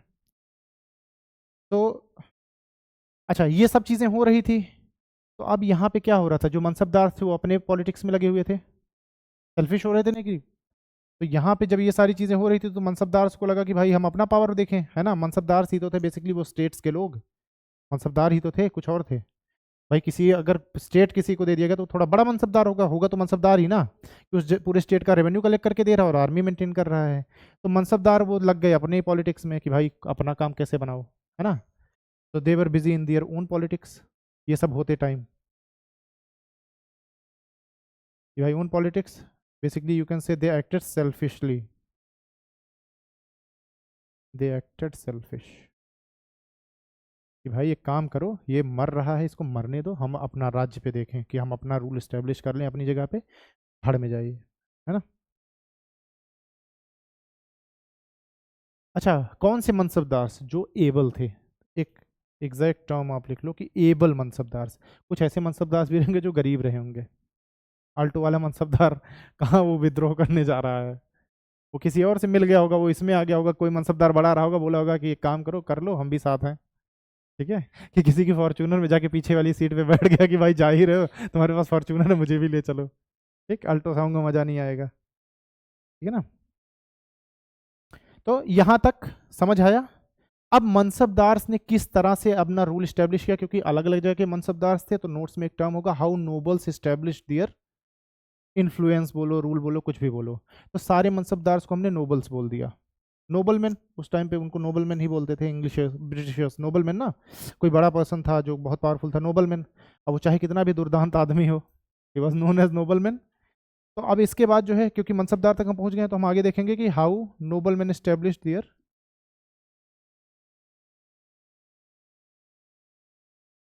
स्टैब्लिश दियर इन्फ्लुएंस, बोलो कुछ भी बोलो, कि भाई राज करने के लिए उस पर्टिकुलर एरिया पे इन्होंने भी कुछ दिमाग लगाया होगा, कुछ तुक्के लगाए होंगे, कुछ चीज़ें की होंगी, ऐसा तो है नहीं कि भाई एकाएक से मैंने अपने आप को घोषित कर दिया और सारे लोग मान गए कि हाँ चलो ठीक है कर लो, ऐसा नहीं होगा ना। और भी कई लोग होंगे छोटे ही सही, वो भी बैठे रहे होंगे कि भाई हम राज करें, सबका मन होगा ना। तो how noble man been establish their influence, influence बोलो कुछ भी बोलो। अब थोड़ा इस पे देखेंगे तो बेसिकली कुछ नहीं, जब वो लोग आए होंगे तो वो क्या करेंगे। सबसे पहले अगर मुझे सोचो कि कहीं का जैसे कोई मैं किसी राजा के अंडर फरीदाबाद में हूं, अब मैं कोशिश कर रहा हूं कि अपना राज्य बनाऊं यहाँ धीरे धीरे, ठीक। तो सबसे पहली चीज क्या कट करनी पड़ेगी मुझे, सबसे पहले मुझे चेक्स और किस पे, बैलेंस। भाई राजा ने कुछ लोगों को हायर कर रखा होगा कि भाई देखते रहना, राजा को तो पता होगा ना कि मौका ढील दिया तो काम गड़बड़ कर देगा। तो सबसे पहले मैं किस लिंक को कट करूंगा, व्हाट्सएप को, व्हाट्सएप ही डिलीट कर दूंगा कि राजा को पता ही ना चले कि यहाँ चल क्या रहा है। सबसे पहला चेक्स एंड बैलेंस को मैंने हटा दिया बीच से। तो अब मैं क्या एक्टिविटी यहाँ कर रहा हूँ वो किसी को नहीं पता। राजा को कैसे पता चलेगी, भाई कोई रिपोर्ट करता होगा, मैंने उसको मिला लिया कि भाई एक काम करो, राजा कितना सैलरी देता है तुमको, 1 लाख रुपए लो, 1.5 लाख रुपए, हम तुमको 1.5 लाख देंगे। राजा को सिर्फ ये बताते रहो कि कुछ भी सब बढ़िया चल रहा है, बहुत बढ़िया काम कर रहे हैं, मजा ला दिया है, पैसा ही पैसा हो रहा है ना। तो चेक्स एंड बैलेंस कि भाई चेक्स एंड बैलेंस को हटा दो बीच से, जो लिंक है राजा का और उस स्टेट का उसको कट कर दो। अब मुगल रंगीला डांस छोड़ के थोड़ी देखने आएगा, तो डांस देखने में बिजी, उसको वहां मजा आ रहा है, उसको क्या फर्क पड़ रहा है कि किस राज्य में क्या चल रहा है, वो खाली अपने में बैठा है। तो चेक्स एंड बैलेंस को हटा दिया। इस तरह से देखो आप, फिर मैं अपनी आर्मी को भी थोड़ा एनलार्ज करूंगा, पावरफुल बनाऊंगा कि नहीं, ज़्यादा लोगों को हायर करूंगा। और जो मेरे एरिया के मजबूत लोग होंगे पैसे वाले, उनसे भी तो रिलेशन बनाना पड़ेगा ना मुझे, उनके बिना काम कैसे चलेगा। तो फिर जो मेरे एरिया के आसपास के होंगे कि बोलूंगा कि चलो आपको मनसबदार बना दे रहा हूँ, आपको ये जागीर दे रहा हूँ, काम क्या करना है, सिर्फ आप मुझसे लॉयल रहो, ज़रूरत पड़ने पे आपको बताऊंगा, फ़ोन करूंगा तब बस आ जाना, है ना। तो इस तरह से वो नेटवर्क क्रिएट कर रहे हैं अपना। और अभी तक ये मुगल एम्पायर के अंडर ही चल रही है, अभी तक वो रिस्पॉन्सिबल हैं, ठीक। मुगल्स को वो दिखा रहे हैं कि भाई हम आपके साथ हैं, लेकिन अंदर ही अंदर उनका काम चल रहा है, क्योंकि उनको पता चल चुका है कि बहुत सारी चीज़ें हो गई हैं, मुगल्स आर फिनिश्ड। तो वो अंदर ही अंदर अपना बना, लेकिन वो डायरेक्टली ना, डायरेक्टली नहीं बोला, एक टाइम सही टाइम का इंतजार कर रहे हैं। ऐसे ही फिर वो धीरे धीरे क्या करेंगे, जब देखो सारे लोगों को मैंने बना लिया अपना, तो फिर मैं धीरे धीरे रेवेन्यू भेजना कम कर दूंगा, कम कर दूंगा ना। और फिर मैं उनको क्या बताऊंगा कि भाई रेवेन्यू कलेक्शन ही कम हो गया। अब जो लोग रिपोर्ट करने वाले थे वो तो मेरे, तो वो बोलेंगे ना कि भाई रेवेन्यू कलेक्शन कम हो गया। तो जब रेवेन्यू कलेक्शन कम होगा तो जो मुगल एम्परर होगा उसकी भी आर्मी रिड्यूस होती जाएगी, इकोनॉमिकली वो और वीक होता जाएगा, पहले से ही खत्म है। और धीरे धीरे मैं रेवेन्यू देना बंद कर दूंगा एकाएक से। फिर बोलूंगा कि भाई रेवेन्यू तो आया ही नहीं, फिर वो पूछेगा कि भाई हाँ रेवेन्यू नहीं आया क्या उधर से, बोलेगा नहीं आया।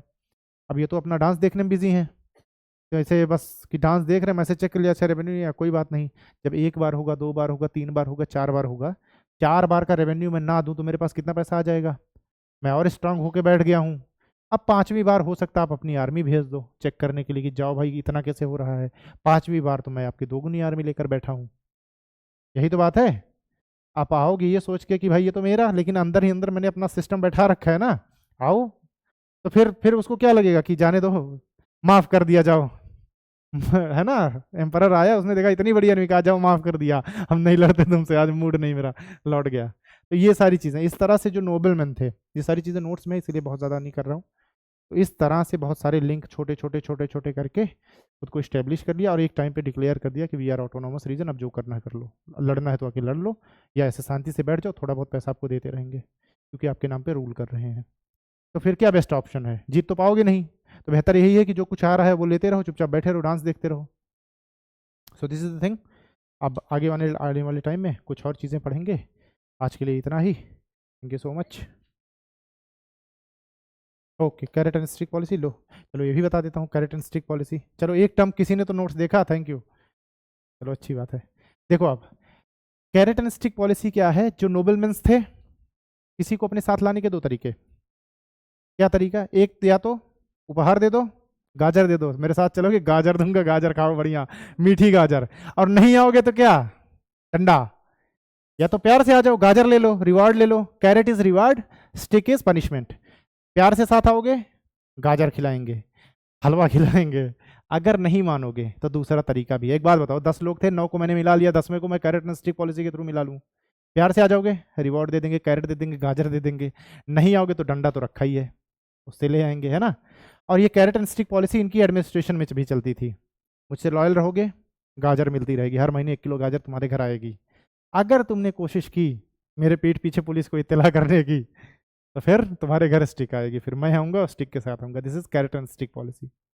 ये हमेशा से चलती आ रही है, आज भी यूज़ होती है carat and stick policy. Companies वगैरह, प्यार से रहोगे रिवॉर्ड, नहीं रहोगे पनिशमेंट, सिंपल सी बात। इतने कोड़े मारेंगे, है ना, वही बात है कैरेट एंड स्टिक पॉलिसी। ठीक है ऑनलाइन वालों, थैंक यू सो मच।